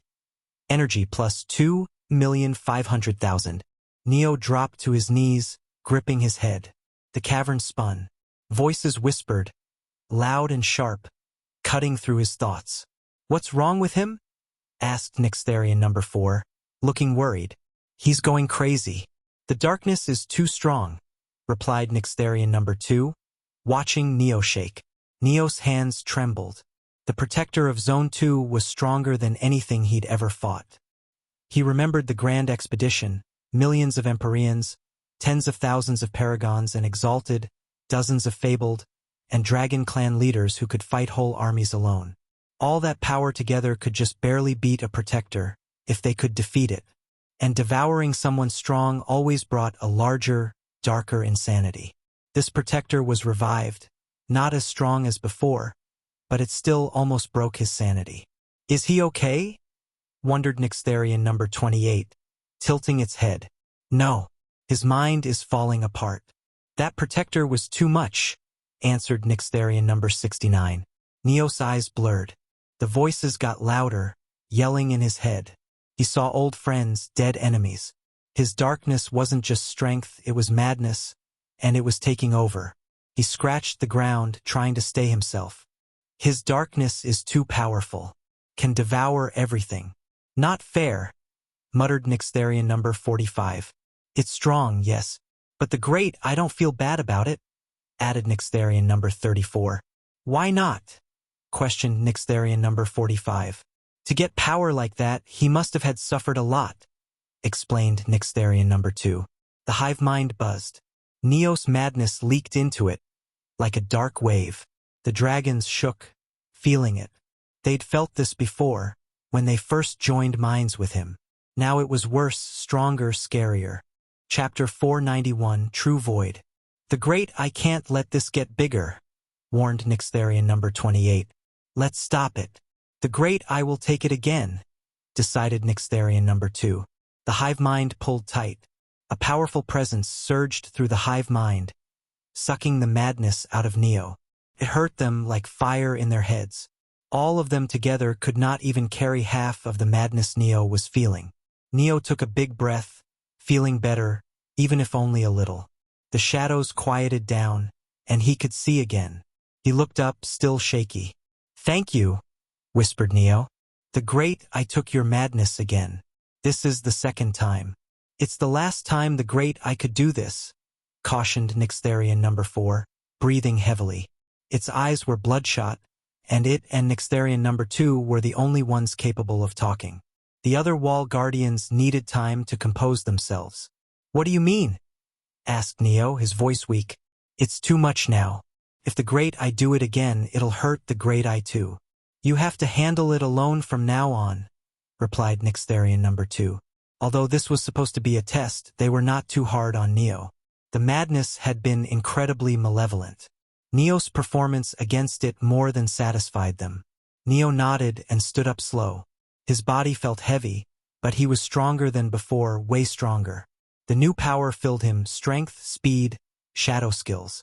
He gained a huge arsenal of shadow incantations and shadow monster summon spells. The protector he devoured, sovereign of 3,000 shadows, used numbers to fight. After it was revived, it was disoriented, and had yet to adjust its thoughts to use incantations and spells, which was why the wall guardians were able to defeat it relatively easily. "You're strong now, much stronger. But it's not enough," said Nixtharian number 2. "Not enough?" questioned Neo. "That was Zone 2's protector, revived, and not as strong as the original. Moreover, protectors get bigger and tougher in each lower floor. Floor 1's are weakest. It won't be enough to beat Jack Hanma," explained Nixtharian number 2. "Then I'll eat more." "No, you can't," refused Nixtharian number 2. "Why not?" demanded Neo. "Your darkness is too wild. One more and you'll go crazy. We can't save you again," warned Nixtharian number 2. "I can do it. I've been through bad stuff before," insisted Neo. "No, you almost broke just now. Another will finish you," said Nixtharian number 45. Neo stared at them, breathing fast. He wanted to fight back, but he remembered the voices and the madness, the yelling, and the mess. They were right. It had almost taken him. He needed to let madness calm down a bit before devouring anything else. "What do I do then?" asked Neo. "You need to train," suggested Nixtharian number 2. "Train? I've got all this power already," argued Neo. "You have too much power. In the fight, you can barely use it all. You've got lots of spells, but you don't know how to use them right. Even against the Great Eye, you only used 3 or 4 of them," pointed out Nixtharian number 69. Neo thought about it. He'd used Death Sword, Adamant Aegis, River of Time, Tyrant, Sword techniques.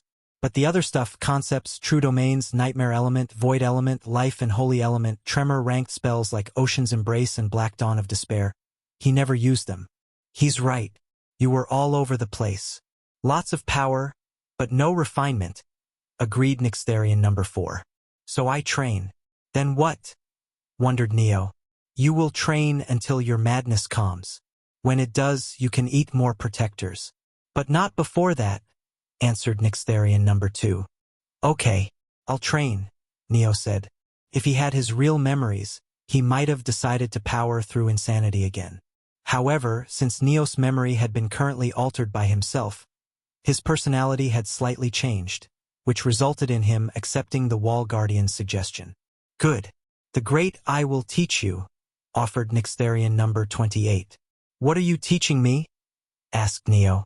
"Void," replied Nixtharian number 2. "Void? I already use Void Element," said Neo. "Your Void is weak. It's not true Void," corrected Nixtharian number 69. "True Void? The Great Eye saw your past when you joined the Hive Mind. You learned from a Void Dragon God, correct?" asked Nixtharian number 2. "Yeah, she taught me about Void Element," confirmed Neo. "She wasn't strong enough. Her heart was weak. She couldn't use the true power of Void herself," explained Nixtharian number 4. Continued, "Void isn't just little tricks like corrupting things or wiping things out. Void's true power is revealed only when you use it upon yourself. It isn't easy, of course. Almost no one can do it. You need a really strong heart," added Nixtharian number 28. Neo remembered the Void Dragon God. She was tough but scared. She never went all in. Even Tartarus told her the same.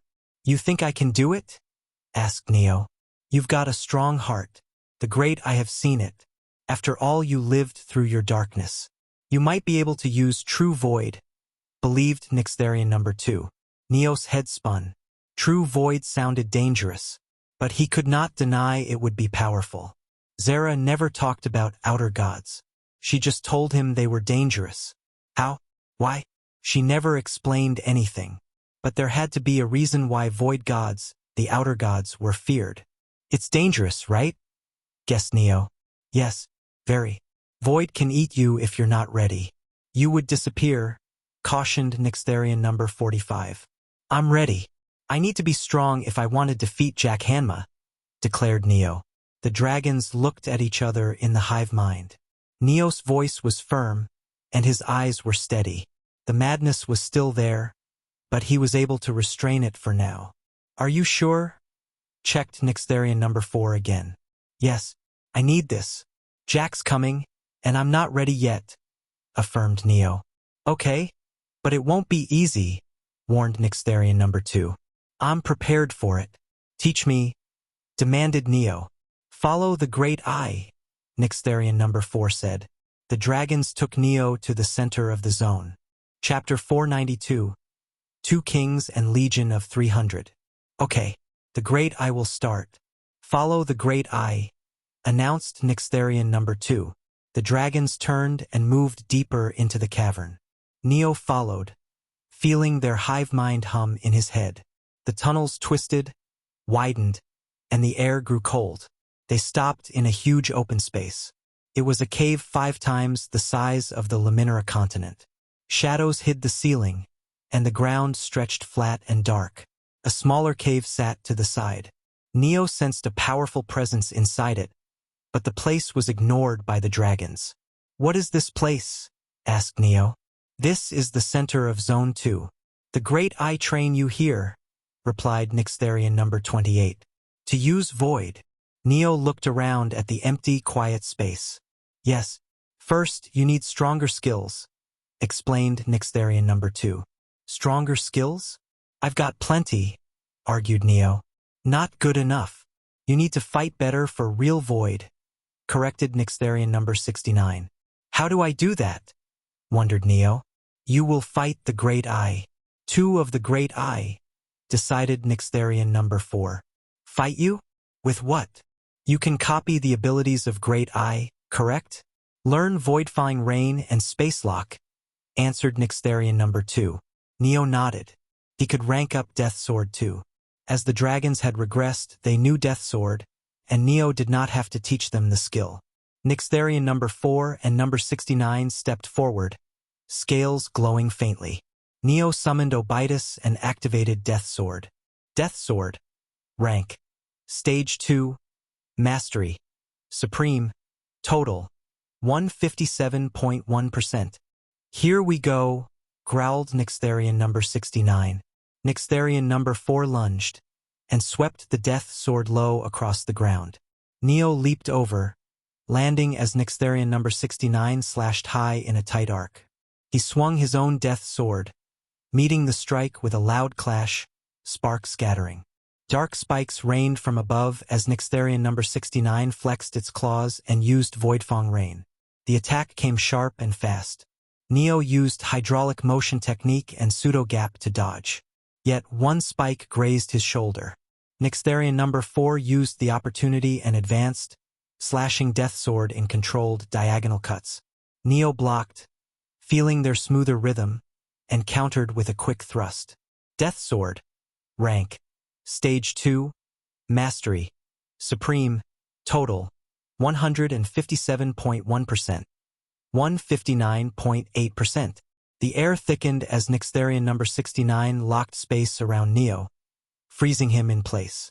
He strained, breaking free slowly as Nixtherian number 4's blade sliced toward his chest. Spacelock. Rank. Stage 2. Mastery. Savant. Plus 0.5%. Neo rolled aside, tapping the power of the Protector, Sovereign of 3,000 Shadows. Heed my call, O 2 Kings and the Legion of 300. Shadow elementals churned inside Neo's core. Be my hand, be my claws. The ground trembled. 300 exalted rank shadow wolves emerged, misty forms with glowing red eyes. 2 grade 5 fabled rank shadow titans rose behind, towering with jagged claws. They bowed to Neo, then charged. Wolves swarmed Nixtherian number 4, snapping at its legs. It swept Death Sword wide, cutting through a dozen, shadows dissolving into mist. A titan roared, slamming a fist at Nixtherian number 69. The dragon sidestepped, raking its blade across the titan's arm, black blood oozing. Neo dashed in, slashing at Nixtherian number 4 with Death Sword. The wolves kept it busy, letting his strike land on its side, mimicking their clean cuts. Death Sword. Rank. Stage 2. Mastery. Supreme 159.8%. 163.2%. Nixtherian number 69 used Voidfang Rain and unleashed a storm of dark spikes, spiraling outward in a deadly swirl. They shredded 20 wolves and grazed Neo's arm, forcing him back. Voidfang Rain. Rank. Stage 2. Mastery. Savant 20.2%. 25.6%. Nixtherian number 4 locked space again, pinning the wolves mid-leap. Neo felt the heavy grip, breaking free as the second titan charged Nixtherian number 4, smashing it into the ground with a heavy claw. Neo followed, slashing Death Sword upward, syncing with their precise style. Death Sword. Stage 2. Mastery. Supreme 163.2%. 166.7%. Nixtherian number 69 carved its blade in a spinning arc, slicing a titan's leg clean off. The monster collapsed, fading into mist. Neo countered, and swung Death Sword in a low, sweeping cut at Nyxtherian number 69's legs. The dragon blocked, scales sparking. Nyxtherian number 4 sent spikes arcing in a tight cone, shredding more wolves. The last titan roared, clawing Nyxtherian number 69's back, keeping it off balance. Neo struck Nyxtherian number 4, blade humming stronger as he matched their flow. Death Sword, Stage 2, Mastery. Supreme 166.7%. 170.1%. Space Lock, Rank. Stage 2, Mastery. Savant, plus 0.6%. Space tightened as Nyxtherian number 69 froze the air again, catching Neo mid-step. He pushed through, slashing at Nyxtherian number 4 as the wolves bit its tail, slowing it down. The titan punched Nyxtherian number 69, making small cracks appear on its scales. Neo swung Death Sword in a high arc, copying their strength and speed. Death Sword, Stage 2, Mastery. Supreme 170.1%. 173.5%. Nyxtherian number 4 swept its blade low, scattering wolves with a single slice. Neo blocked, feeling their power ripple through his arm. Nyxtherian number 69 sent spikes spiraling upward, piercing the titan's chest. The monster staggered, giving Neo an opening. He slashed Death Sword at Nyxtherian number 69, aiming for its wing, sinking with their smooth strikes. Death Sword, Rank. Stage 2, Mastery. Supreme 173.5%. 176.9%. Space Lock, Rank. Stage 2, Mastery. Savant, plus 0.6%. Nyxtherian number 4 locked space, freezing the wolves again. Neo broke free, lunging at Nyxtherian number 4 with a quick jab. The titan slammed Nyxtherian number 69, knocking it back. Neo followed, slashing Death Sword in a tight, controlled burst, matching their rhythm perfectly. Death Sword, Rank. Stage 2, Mastery. Supreme 176.9%. 180.3%. Death Sword, Rank. Stage 2, Mastery. Supreme 180.3%. 183.7%. Rank. Stage 2, Mastery. Savant 183.7%. 187.1%. 187.1%. 190.5%. The wolves and the titan fell over the course of battle, leaving behind Neo. He continued to clash with the dragons repeatedly, reviving, dying, again and again. Space Lock, Rank. Stage 2, Mastery. Savant 20.2%, 26.8%. Voidfang Rain, Rank. Stage 2, Mastery. Savant 25.6%, 31.9%. Death Sword, Rank. Stage 2, Mastery. Supreme 199.3%, 200%. Mirror Echo is activating. Death Sword, Rank. Stage 2, Stage 3, Mastery. Supreme Apprentice. The aura warping around Neo's formless sword suddenly surged. Chapter 493, Learning True Void. It washed over the area like a deep sea. Cracks began to appear on the land, and the wall guardian dragons felt a sharp pain in their eyes. Just looking at the sword made them wince and bleed from the eyes. Neo used the opening while the dragons were surprised and attacked ferociously. He only stopped after reaching 100% in Voidfang Rain and Space Lock. The wall guardian dragons had slight cracks running over their scales, and the Nyxtherian number 69 had lost one of its wing. Neo, on the other hand, was breathing heavily. He looked pristine. All of his injuries had healed, thanks to the expectational regeneration he received from devouring the Sovereign of 3,000 Shadows. Suddenly, the ground shook.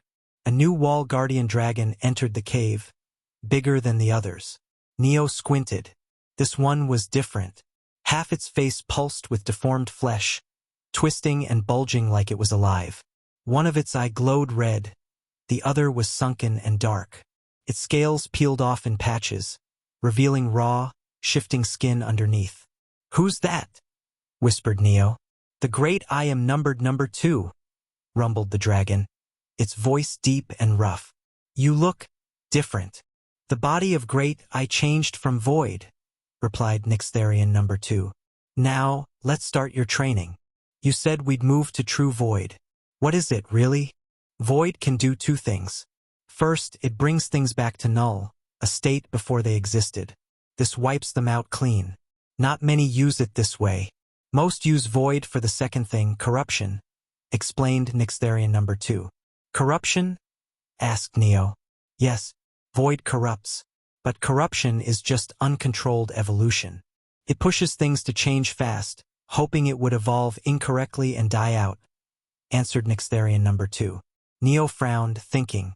He'd seen void twist things, break them apart. Evolution? Like growing? Kind of. Outer gods used void to make their own energy types. Your energy is plain, non-elemental. You can turn it into shadow energy or death energy. Those are energy types, clarified Nyxtherian number 2. "You mean the 108 elementals?" wondered Neo. "Yes, they are 108 basic energy types. Each matches 1 element. Those elements come from elemental supremes, old, powerful beings that rule beyond," replied Nyxtherian number 28. "And void gods. Void gods can create new energy types. That should be impossible, theoretically. It makes them stronger than regular gods. That's why they're called outer gods, gods beyond. But it's dangerous, hard to control. When you try to make a new energy type, you might corrupt yourself," cautioned Nyxtherian number 2. "Corrupt myself? How?" questioned Neo. "There's 2 kinds. Body corruption is bad, but normal. You'd look like a monster, like me. That's it. Soul corruption is worse," answered Nyxtherian number 2. Neo glanced at the dragon's deformed face. "And what exactly is soul corruption?" "Soul is where evolution comes from.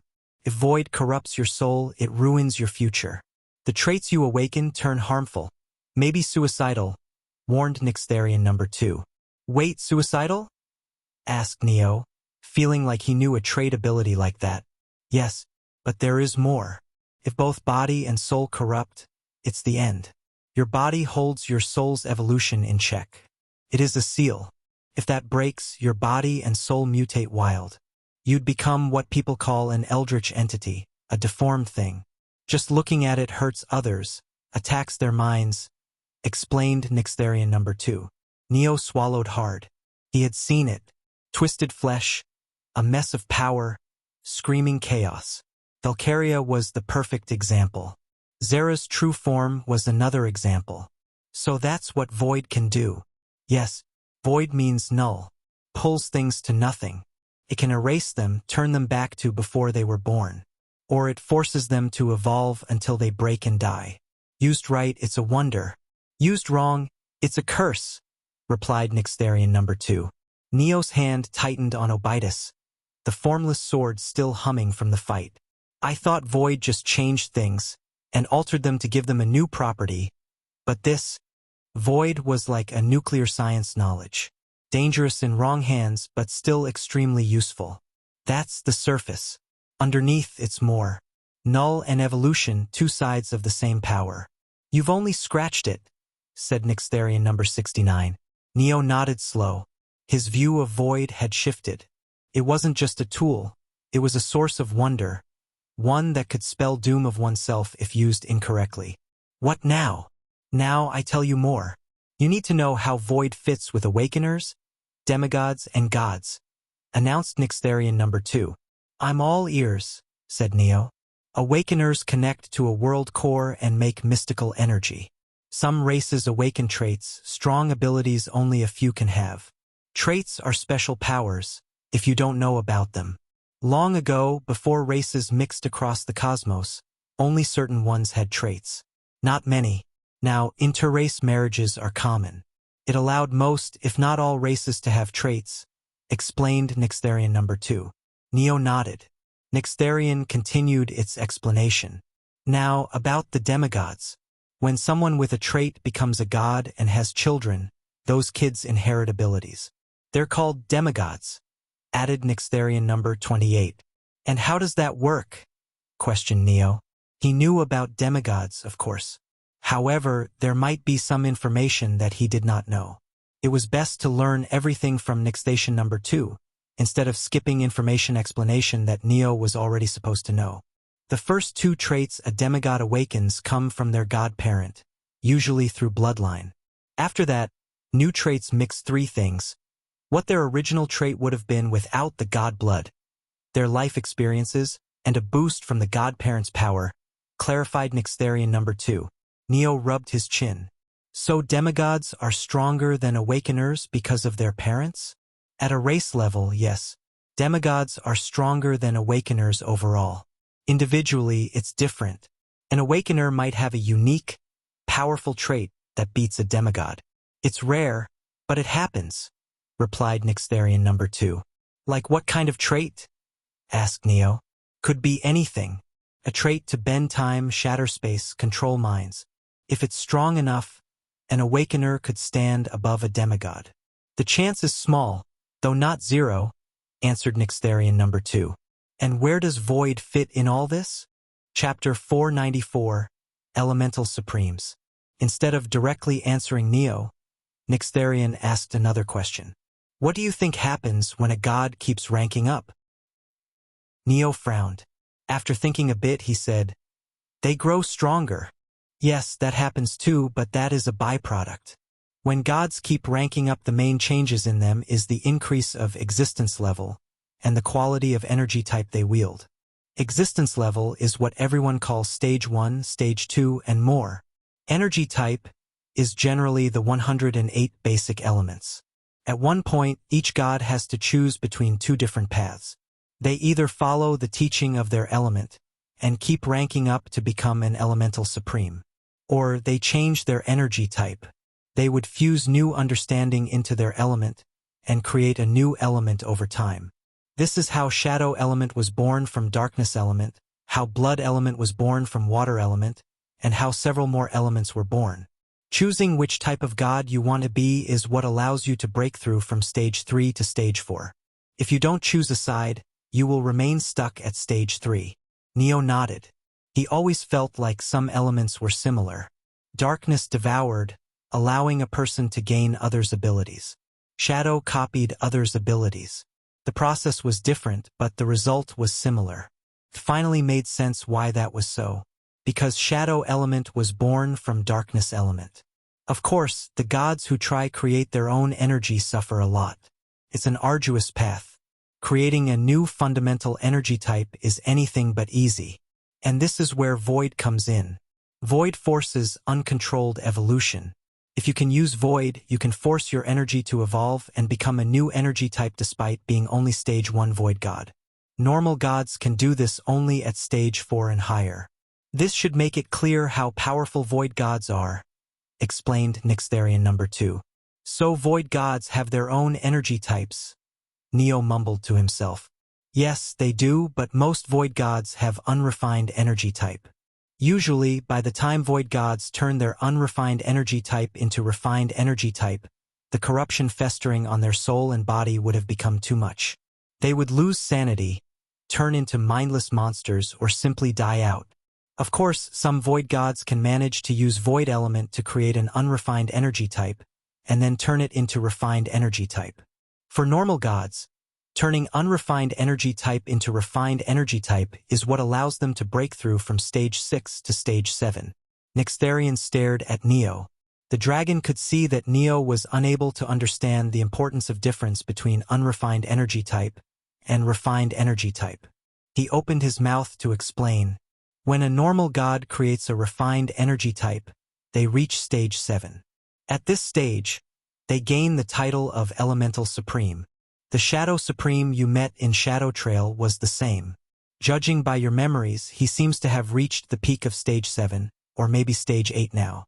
But long ago, he also created his own refined energy type, Shadow element, to break through to stage 7, and on that day shadows came into existence. Neo blinked. It took him a moment to realize what Nixtharian had said. How do you know so much about Shadow Supreme? He is the Great Eye's grandfather. Well, was. The word was full of emotions and a sigh. Neo did not question Nixtharian what had happened between him and Shadow Supreme. It seemed like a painful topic for the dragon. While Neo remained silent, buried in his thoughts as he made sense of the implication of the words of the dragon, Nixtharian opened his mouth.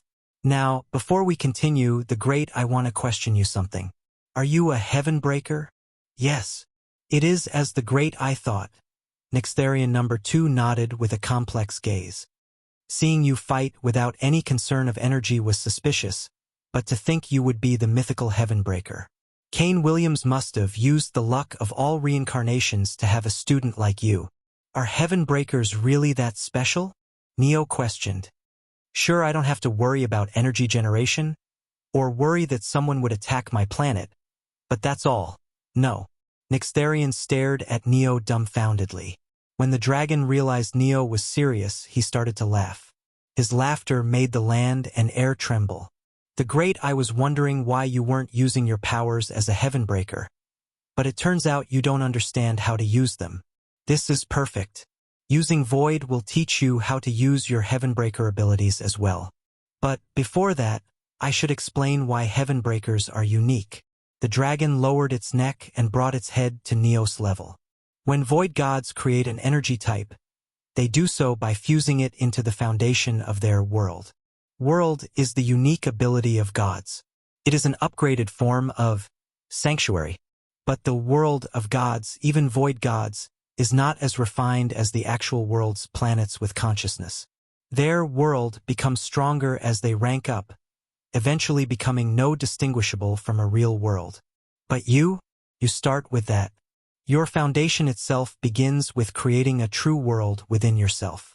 In fact, the Great, I would say, the world of a heaven breaker is more powerful than planets with consciousness. A heaven breaker's world has the potential to be a new cosmos itself. Comparing such powerful inner world to a normal planet is insulting to a heaven breaker, the dragon explained. A frown appeared on Neo's face. While the news was all good, he couldn't deploy his world. Creating a new energy type with void was the ability of void gods, not void users. In other words, having a world was necessary for the process. I can't. What? I can't use my world. The dragon stared at Neo. Neo stared back at him. Chapter 495, Neo's World. And? The dragon questioned. The Great, I can see that you haven't created a world yet. No, I actually do have a world. I even created a world core. It's just that I don't know the name of my own world, so I can't deploy my world. Nixtharian looked seriously confused. That's not how a heaven breaker grows. They create a world core, then fill their empty world to turn it into a true world. Do you really have zero knowledge about a heaven breaker and their abilities? Ha! Neo suddenly felt he might have had misconceptions about his heaven breaker powers. He decided to make everything clear. The world I and Kane come from have a record that acts as a library where all our information is stored. That record shows us our major abilities when we say the word status. My status showed me that the name of my world was a question mark, which made me think I already had a world. The angel of outer god I knew and myself came to this conclusion too. And when I created a world core, I reached first step heaven breaker ascender rank, but I still don't know the name of my world, and it shows a question mark in status page of my world name. This is why I think I can't deploy my world, Neo explained. The dragon sighed. Since he had only taken a sweeping glance at Neo's memory earlier, this news was a first for him. He wondered why Neo had been thinking that the information he got from the angel, someone who herself was unaware of heavenbreaker powers, was correct. The dragon sighed again, and decided he needed to teach Neo a lot of things. Half-step ascension. A heavenbreaker reaches this rank when their consciousness becomes powerful enough to be used as pure energy. And in doing so, they break free from heavenly principles created by the Neo was not able to heard the name of the creator of heavenly principles. However, he did not interrupt the dragon before he was done explaining. To break through to the next rank, that is first step ascension, a heaven breaker needs to create a foundation. A world core, in other words. After creating a world core, you reach the first step ascension rank. How do you think Heavenbreaker grows stronger now? Before Neo could answer, the dragon spoke. By creating a world around the world core. Nixtharian number 2 gave Neo a stare. So yes, you do not have a world yet. As for why your status page shows a question mark, the record either did not know about Heavenbreakers, or it's because the name doesn't even exist yet, hence a question mark for a name. Neo wanted to groan. He felt stupid, knowing how much time he had wasted, trying to find the name of his world when in fact he did not have a world, and therefore there was no name to find. You know an awful lot. That is true. The dragon did not explain why he knew so much. After all, even if he was an elder dragon, he should be nowhere as old as entities like ancient dragons, starwish whales, or demons. Now, let's start your training, the dragon said, purposefully changing the topic. To create a new energy type, you first need to start creating your world. Why are you talking like it's something very easy? It is easy. Just summon your world energy and wrap it around your sword without leaving any space. That would mean your sword is inside your world. Wait, you just said I do not have a world. What you have right now is an empty world.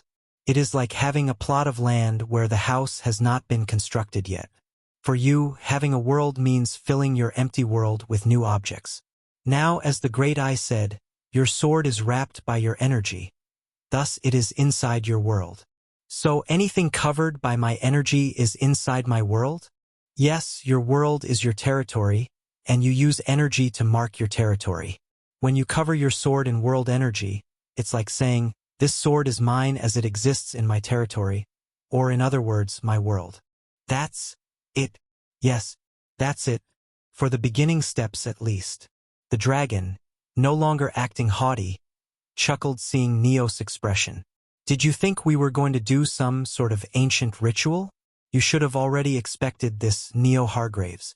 Have you not seen how true domain and sanctuary work? A true domain is nothing but an area that is filled by your energy and concept. And a sanctuary is just a true domain that has been elevated to a state where it becomes a unique dimension itself. In other words, Sanctuary 2 is a place filled by your energy and some extra steps. Neo nodded with a complicated expression. He had expected to learn a new technique to create a world. It was a surprise that he just had to do something he had been already doing. Wrapping his sword in world energy, he waited for next instructions. Now that you have done it, you can say your sword exists inside your world. Do you know another place that is filled by your world energy? My body. Exactly, the contents of your body also exist inside your world. Needless to say, the contents of your body are still in physical realm, but if you want you can send it in your world. Neo had never been more confused. Jack shagging his own ancestor had made more sense to him than the lesson he was undergoing. Nixtharian noticed Neo's expression. The more Dragon thought about these things, the more he became amazed. Being a newly ascended first-step Heavenbreaker, Neo should be as strong as a Grade 5 Exalted or a new Stage 2 God. Moreover, Neo had zero knowledge about his Heavenbreaker abilities, which made him weaker than normal Heavenbreakers. In other words, Neo should be weaker than exalted rank beings and Stage 2 gods. Yet he was capable of fighting enemies who at fabled rank or were Stage 3 gods. Calling him a genius would be an understatement of the highest degree. He was quite literally a talent above heavens. Chapter 496. Combining the abilities of Void and Heavenbreaker.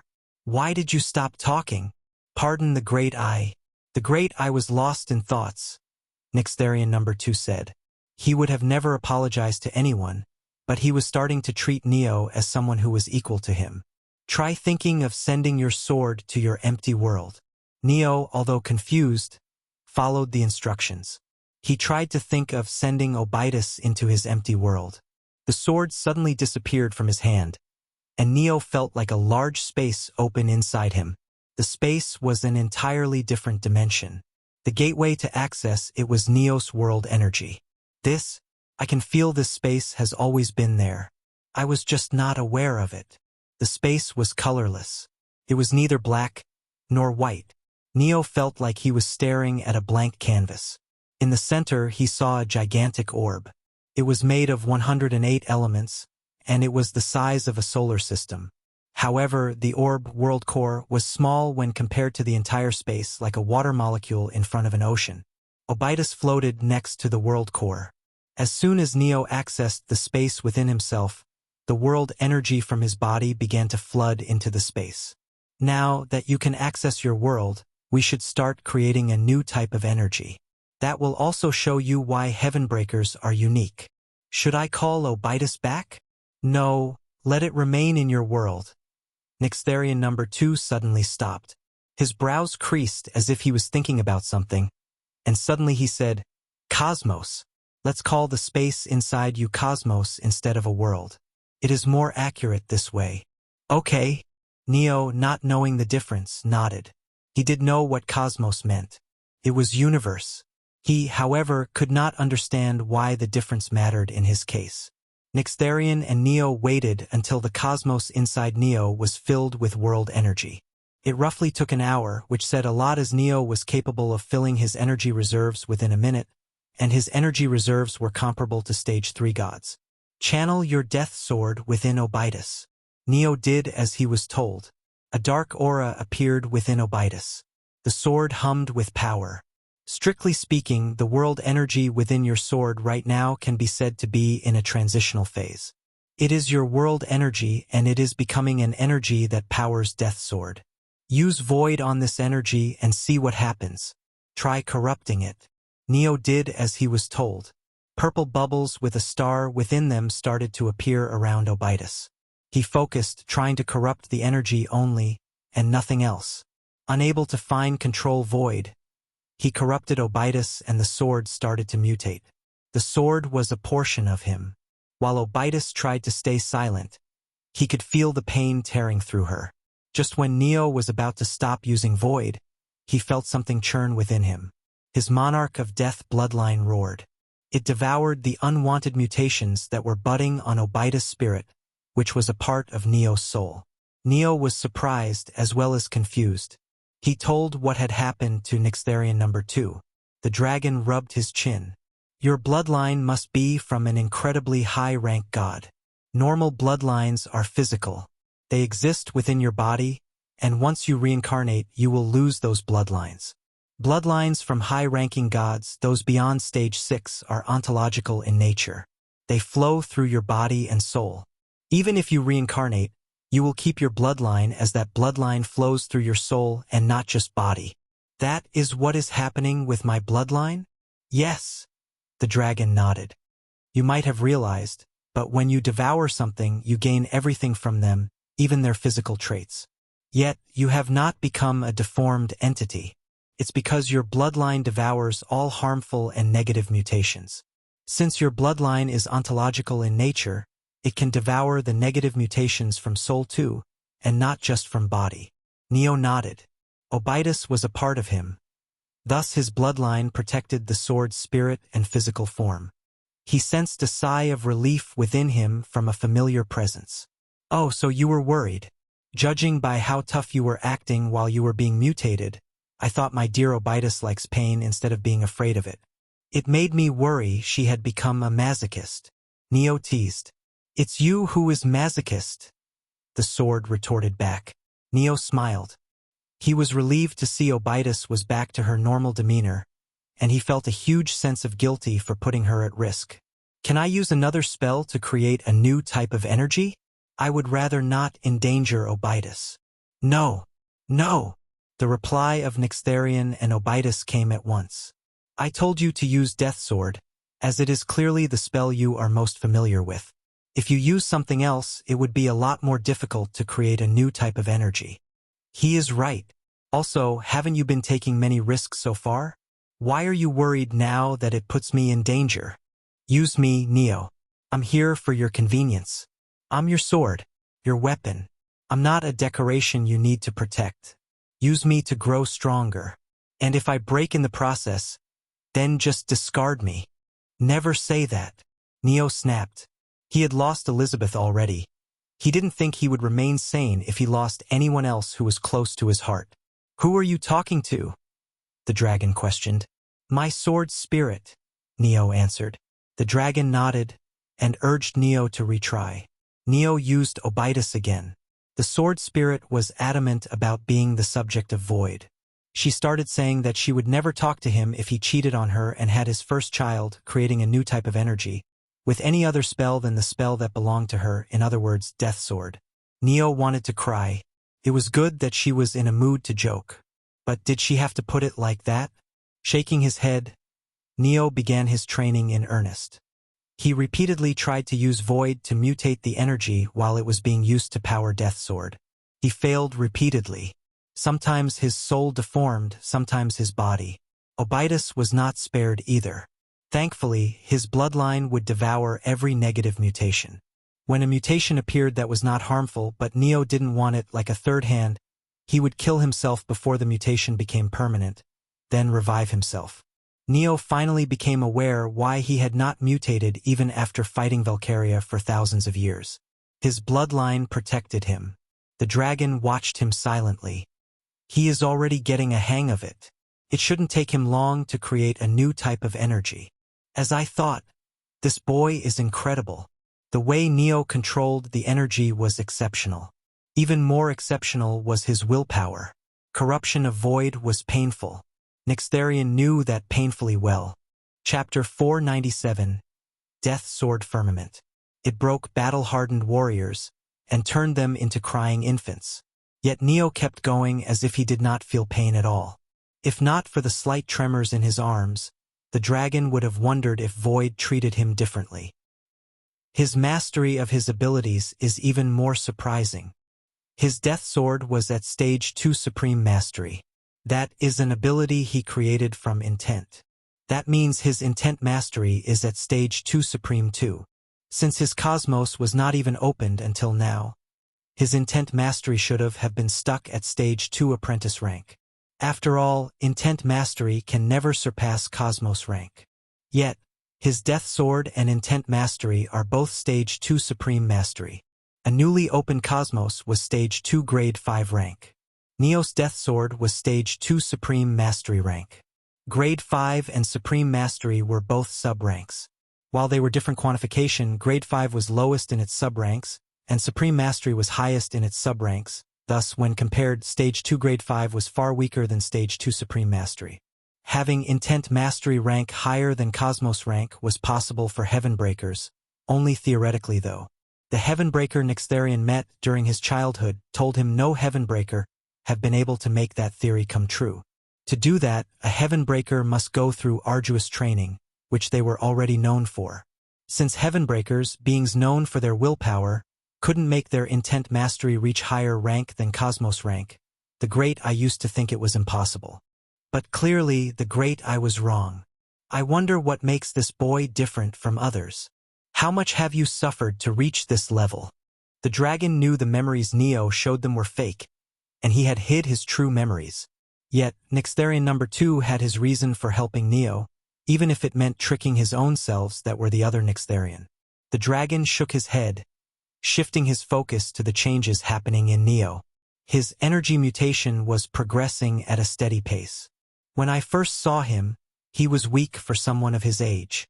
But seeing him now, it's clear he had been perfecting his foundation until now. He focused on quality of foundation instead of just growing stronger. Nyxtharion number 2 understood that while Neo had been growing slowly, his foundation was now complete. He would soon starting soaring and surpass everyone's expectations. The dragon felt like he was witnessing a birth of a legend. He suddenly sensed a pulse of powerful wave erupt from Neo. A strange power crackled around Neo. It was similar to Death Element, yet different. As if in trance, Neo used that power to wield Death Sword. He raised his sword overhead, then slashed downwards. A black arc with red lightning crackling inside it shot out. The attack looked no different from the previous Death Sword. However, it was anything but similar. The arc of energy grew in size as it flew outwards from the center of the zone, cut through all obstacles and killed everything on path.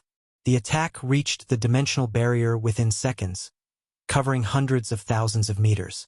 A powerful shockwave erupted as the arc of energy was stopped by the dimensional barrier. For a second nothing happened. Then, a low but terrifying sound of a crack echoed. The noise increased in volume, and slowly gigantic cracks began to appear on the dimensional barrier. The barrier was shattered as the arc of energy tore through it before entering Zone 1. Neo came to his senses. The arc of energy had not weakened at all after destroying the dimensional barrier. It was tearing through the jungles of Zone 1 and moving towards the dimensional barrier of Zone 1 and Zone 3. He stopped the attack before it did more collateral damage. Looking at himself, he was worried that using such powerful attack would have drained him, but he was perfectly fine. What is happening? Neo questioned. Stage 3 Death Sword was just Stage 2 Death Sword with increased raw power. Unlike when Stage 1 Intense Sword changed to Stage 2 Death Sword, there was no qualitative change when the Death Sword ranked up to Stage 3. The attack shouldn't have been strong enough to tear through the dimensional barrier. The Great I can see that you have successfully created a new energy type. Nyxtharion smiled. The new energy type you created is fine-tuned for Death Sword. It increases the power of Death Sword by several margins. In return, if you use it for anything else, it might not work, and if it somehow worked, the power would be reduced greatly. So it's an energy type which I can use only for Death Sword. Yes, you should now name that energy type. The Great I am sure it would be happy to hear its name. Neo became confused when he heard the dragon talk as if the new energy was alive. However, Obidus told him to give a name to the energy before he did question the dragon or did anything else. It's created for Death Sword. So, Neo looked at the sword. His focus was on the energy crackling around it. Somehow, it seemed to have a mind on its own. Death Sword Firmament. A sudden joy surged inside Neo's mind. The source of it was foreign yet familiar. He focused inwards and looked inside his cosmos. The Death Sword Firmament, the familiar crackling energy, happily jumping through the space. It seemed to have noticed Neo staring at it since Neo did not hid his presence. The Death Sword Firmament turned towards sky, as if Neo was there, and a stream of thoughts of intent entered Neo's head. Thank you. Neo was too stunned to speak. The energy had consciousness. Its consciousness was strong enough to create energy, just like planets. With that powerful consciousness, it was able to create its own energy itself, and thus it was able to sustain itself from burning out. And since it had consciousness, it could naturally think. Seems like you have realized what is happening. Nyxtharion number 2 smiled. You asked what makes a Heavenbreaker unique. It's their ability to create consciousness. Just like how universe can create planets, and those planets have consciousness, you can do the same. Right now, you created a new object, which was a new energy type Death Sword Firmament, and thus it gained consciousness. Neo stared at the dragon, then back at the Death Sword Firmament. Does this mean I'm now a dad? Chapter 498. Request of Nyxtharion number 2. Neo swiftly curbed the upcoming thought before Obidus could read it. How does it feel to know you are now a being above gods themselves? Nyxtharion number 2 questioned. You have the power to create from nothingness. Given time, you might reach a level no one ever has. Neo stared at his cosmos instead of answering. After creating Death Sword Firmament, he could summon it at will, and he would not expend any energy to activate Death Sword. All he had to do was trigger Death Sword itself. He could easily spam the attack. Pardon the Great I, Nyxtharion number 2 said. The Great I forget you had sealed your memory. Please unseal your memory. The Great I will help you hide your thoughts from the hive mind. Oh! Neo looked at the dragon with a confused gaze. I have sealed my memories? Yes, and if the Great I am correct, your true memories are hidden within the sea of madness. You should look into it, thereafter we can talk. Neo nodded, still unable to believe Nyxtharion number 2. He looked into his mind. The roaring madness was trying to encroach on Neo's mind. Neo held it back with sheer willpower, but he could feel the strain burdening his mind. He focused on the madness and he noticed something. The true face of madness. It was intent. The white threads that looked like flames when grouped together. Perhaps after opening his cosmos and creating a consciousness, his senses had improved drastically. He could sense the countless consciousnesses making the madness. Darkness devours. It brings a part of others' consciousness back, and when multiple consciousnesses mix, they get entangled. The entangled consciousness starts creating nonsensical intent. That's the source of madness that appears when one uses darkness. Neo could only faintly sense the consciousnesses creating intent. He noticed the entangled intent, and driven by instincts he reached out. He used his intent to disentangle the intertwined intents that made the madness. The external intents were hard to control. They seemed to be moving uncontrollably under the effect of the consciousness that created them. But Neo persisted. His ungodly willpower created intent that would neither break nor bend. With it, he slowly but persistently unentangled the messy intent of madness. The madness began to disappear. The madness had not reduced by much. It was like taking away a drop from the ocean, but the fact existed that he had reduced the madness. It was a step forward, no matter how small. As he persisted, a tunnel was dug through the sea of madness and he reached a giant cocoon of intent, his intent. He reached out. The cocoon burst, and the memories flooded back into his mind. Regaining his memories, Neo exhaled audibly before shifting his focus toward Nixtharian number 2. How did you know? The great I am born from the mind of the elder dragon Nixtharian the Evernight. It naturally makes me wise, the dragon chuckled. Though even the great I cannot decide if you should be called brave or reckless. What had you done if instead of taking you as an ally, the great I tried to kill you and trap you? You would have been helpless without your memories, the dragon said. It's impossible to plan for every possibility. Instead of trying to find a solution that might not exist, I decided to bet on the solution that was risky but had the highest chance of success. Neo shrugged. The dragon laughed boisterously upon noticing Neo's confident demeanor. His attitude changed drastically after he regained his memories. Now, would you answer the great I's question? How do you feel to gain power that could put the gods to shame? I feel nothing special. That was what Neo wanted to say. He wanted to deny the emotions surging through him. If he could enhance this power, he could defeat Tartarus. There was no way he did not feel anything. And yet, he knew eliminating Tartarus won't bring back Elizabeth. He might be able to get his revenge with this power, but it won't bring back his happiness.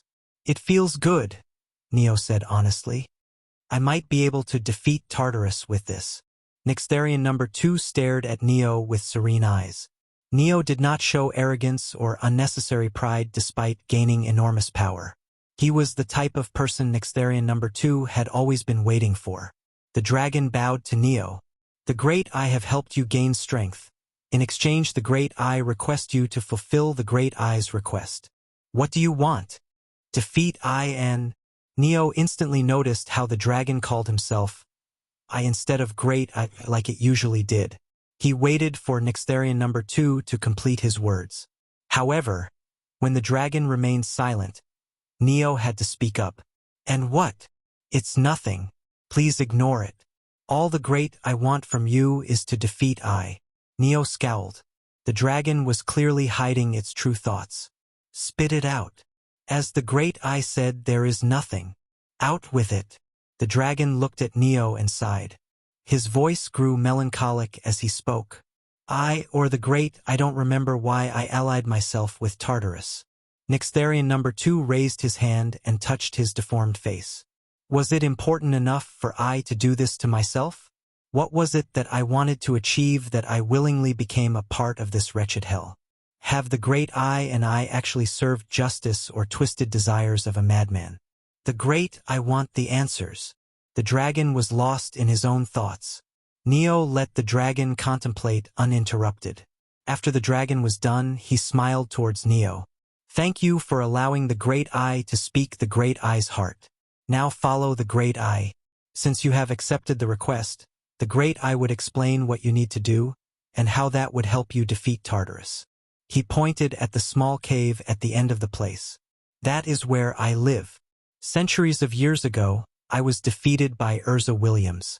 She was the only Dragon Clan leader who was able to unify all Dragon Clans. You might know her as the wife of the third great disaster, the Sword Saint Cain. She was weakened during the repeated expeditions, and she perished during the expedition in Zone 7. The dragon told Neo that Cain had been in a bad state when he reached Tartarus. He was like a man with no objective or goal. All he did was wander aimlessly and fight. Slowly, Cain realized Tartarus was a hell where only evil was imprisoned. As if the news broke something within him, he went insane, killing everyone he found, saying that even if he killed, it wasn't a sin as he was eliminating evil. He was only stopped when the dragon clans led by Urza met him and defeated him. One thing led to another, and Urza decided to look after Cain and help him overcome the trauma that caused his insanity. The two later married, only for Urza to die during the next grand expedition. While Urza was able to defeat me, she could not kill me still, even with all the grand expedition supporting her. She used the power of her demon Sever Ant and cut I into 537 pieces. Later, the next grand expeditions began to kill the Great Eye and eradicate the Great Eye. However, the dragon took a deep breath and added, Chapter 499, What is Real and What is Illusion? Shadow Core Concept. Advertisement. I kept reviving the Great Eye with the power of necromancy. The grand expedition could never eradicate the Great Eye. The cost of power was great. Now, the only original piece I, Nixtharian number 1, the one born from the heart of Elder Dragon Nixtharian the Evernight, is left alive. Nixtharian number 1, I has become a monster due to using necromancy repeatedly. I won't come out of the cave until the Great I warn him. The Great I want you to grow stronger and end I. Please end the misery of I. And if possible, the Great I want to know if we were truly correct by labeling worlds as evil and imprisoning them in this hell. The dragon kept his final thoughts to himself. Neo, however, understood what he wanted to say. He nodded. I suppose I can't fight Nixtharian number 1 right now? No, you would be defeated if you tried to fight I. You need to be strong enough to defeat all protectors until floor 2 all alone to fight I on equal footing. Though, there is a problem with that? Indeed, the Great I think Tartarus would empower the protectors of floor 2 to defeat you. It makes the protectors dangerous, but it is an opportunity too. If you devour those protectors, you can snatch strength from Tartarus and weaken him. However, defeating them is going to be difficult. After all, Tartarus is stage 4. A mere fragment of him can make any being infinitely stronger than the strongest stage 3 being. Nixtharian number 2 explained to Neo about the power structure. Apparently, there was a huge gap in strength between every 3 major ranks. Mortal ranks, Awakened, Mythic, Empyrean. God ranks, Paragon or Stage 1, Exalted or Stage 2, Fabled or Stage 3. Archon ranks, Eidolon or Stage 4, Imperium or Stage 5, Apotheon or Stage 6. Overlord ranks, Stage 7, Stage 8, Stage 9. The jump from God Stage 3 to Archon Stage 4 was immeasurable. In other words, Tartarus would be a challenge even if Neo devoured everything inside Layer 4. So you mean I need to devour every protector until floor 2, which would weaken Tartarus, then defeat Nixtharian number 1 made from the heart of Elder Dragon Nixtharian the Evernight to fulfill your request. After all that, there is still almost zero possibility of me defeating Tartarus? The dragon remained silent. It's fine, Neo told him. I'll think about Tartarus after I fulfill your request. It's the least I can do for all you've done for me. Neo said goodbye to the dragon and moved towards Zone 1. The dragon's request is simple enough. Find out why he joined hands with Tartarus. Tell him if they were in the right punishing people and trapping them and their worlds in Layer 5 to act as obstacles for Grand Expedition. Defeat Nixtharian number 1. 3 tasks. It wouldn't take long. Neo encountered several wall guardians on his way. They, having been lied to by Nixtharian number 2, believed Neo was on their side, and he was planning to devour the protector of Zone 1, then Zone 3 and so on. They would help Neo. Neo reached the center of Zone 1. There he saw several wall guardian dragons reviving the protector. Watching the forest spirit coming back to life, a thought came to Neo. I believed the people who came to Tartarus were real, and those who were born in Tartarus were fake. Fakes, or illusions, were people who didn't give physical stats when I devoured them, since they were an illusion created by nightmare. But I was wrong. Neo clenched his fist. These illusions have memory and experiences of their life. They have elemental masteries too. In other words, they are real, or they were real at least. They no longer have a body or soul. This can be proved as I didn't get those stats from these illusions, but they have consciousness, which gave me memories and masteries. Their consciousness is trapped inside the illusionary, fake, body and soul Tartarus created for them. Neo frowned. He gained the incomplete concept of Shadow Core when he devoured a part of Tartarus, and he copied Shadow Core incompletely with Abai's mirror too. From what he understood, Shadow Core allowed Tartarus to create bodies or matter with limitations. He must have used Shadow Core to build bodies and souls for these people. Neo categorized the prisoners of Tartarus in two categories. First were true people. They had body, soul, and consciousness. However, their body and soul were being discreetly devoured by the darkness of Tartarus, which had led Percival to wonder if these people were truly alive. Then there were illusionary people. They had fake bodies and souls which housed their consciousness. Neo believed when Tartarus darkness ate the true people, they would be turned into illusionary people, becoming prisoners of Tartarus for eternity. The worst part is that nobody realizes what is happening. This means Tartarus altered their consciousness too. The true people can at least think for themselves. However, these illusionary people just act on pre-programmed commands that Tartarus put into them. Their consciousness is being forcefully controlled by Tartarus. They are just puppets. While Neo was drowned in his thoughts, the protector of Zone 1 was revived. Neo Hargraves, sit back. The great I will defeat it. Nixtharian number 4 roared. All you need to do is keep yourself safe and devour the defeated monster. Nixtharian number 69 added. You should. It's okay. I will fight this one myself. Neo stepped forward. Death Sword Firmament flowed into his sword, wrapping it in ethereal energy. What are you trying to do, Neo Hargraves? I'm just trying out the tricks Nixtharian number 2 taught me. You shall not act without our. The protector of Zone 1 had fallen before the dragon could complete his words. The dragon froze, unable to comprehend what it had seen. Neo slashed. A dark arc shot out from his blade. It cut the forest spirit, Queen Azariel of the Rootborn, the protector of Zone 1. The protector had a powerful healing ability, but Death Sword Firmament ate into its body and left it unable to heal, killing it within seconds. What? The dragons were left flabbergasted. Protectors were powerful. Each of them was stronger than a grand expedition. Grand expeditions were no joke. They were made by several dragon clan leaders, and a few dozen fabled, thousands exalted, tens of thousands of paragons, and millions of Empyreans. Despite having such powerful firepower, grand expeditions were always weaker than a single protector. Yet, Neo defeated a protector in 4 seconds? What the hell did Nixtharian number 2 teach him?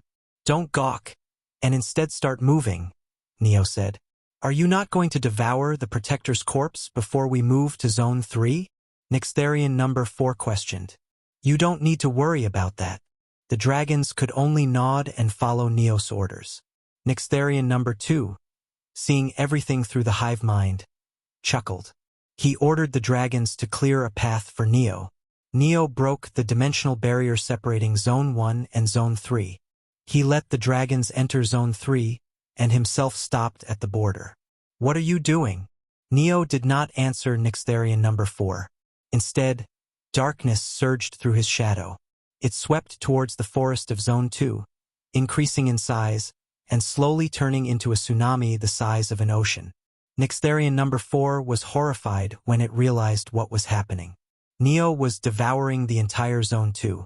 Chapter 500. The Jungle World, Verdonia. The darkness spared nothing. The corpse of the protector, the forest, the river, the sky, the monsters who had been hiding from dragons and Neo. Everything was eaten, and the madness began to sing. The chorus of insanity started from a low whisper, and it soon turned into an otherworldly cacophony.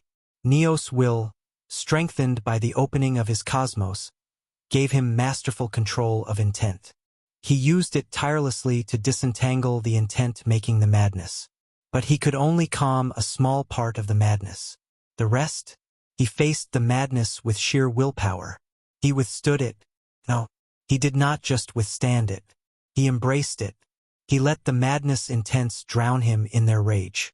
He lent an ear to their stories. He learned about their lives.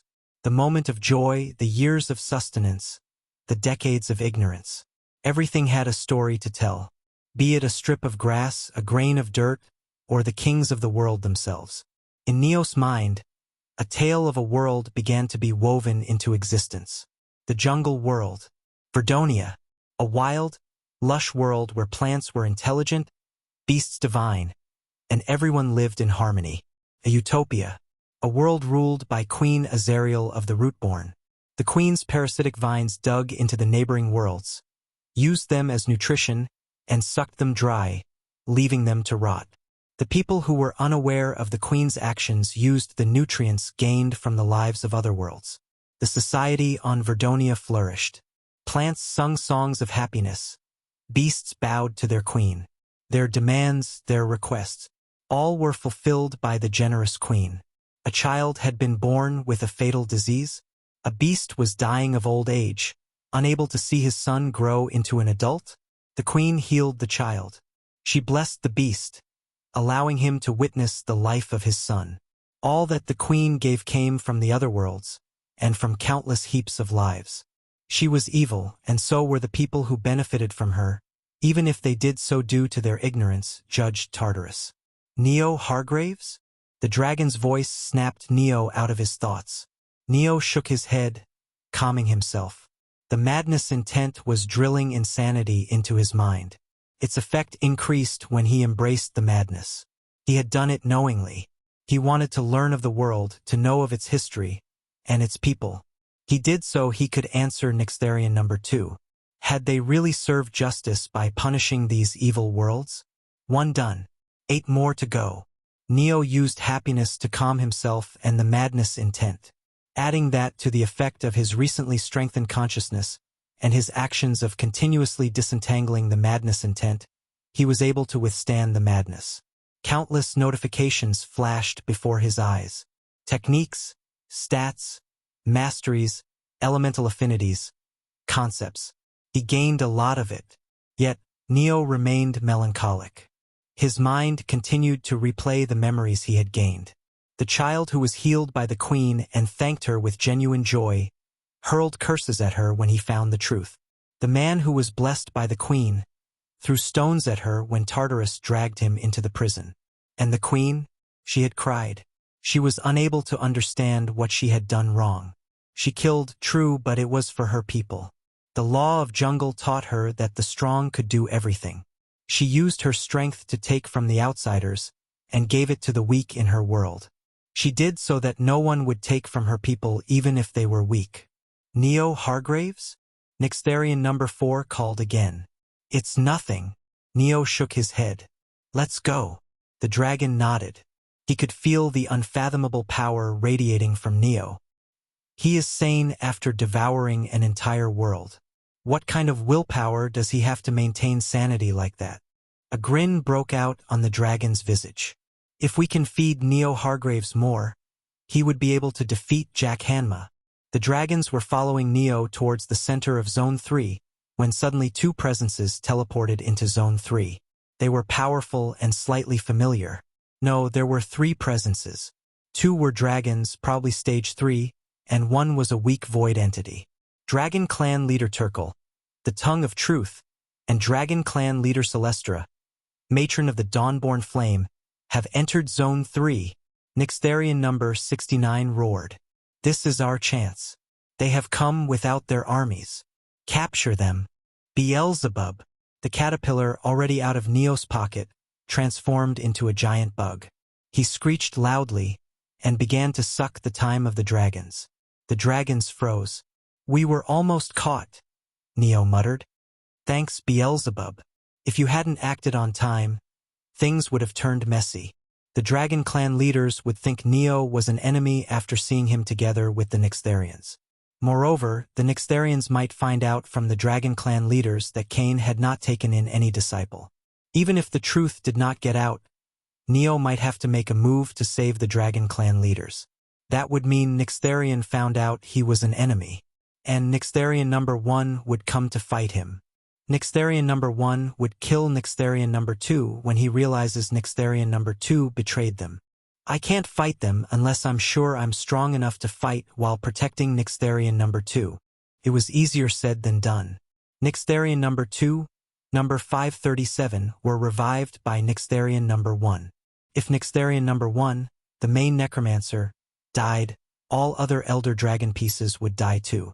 Neo reached the location where Tyr, Turkle, Celestia, Celestra, and Valkyria had appeared. We should search for Neo while being careful about the Elder Dragon. Tyr stopped speaking when a powerful aura enveloped the area. His back was drenched in sweat, and his heart began to beat loudly. Celestra was no different. For a moment they forgot to breathe. The sounds of footsteps reached their ears. Their hearts lurched. Hello everyone. We now have a Discord server. Join us for faster updates, discussions about your favorite novels, and exclusive Discord-only content. Don't miss out. See you there. Scan the QR code on the screen or enter any of the displayed links into your browser to join our Discord.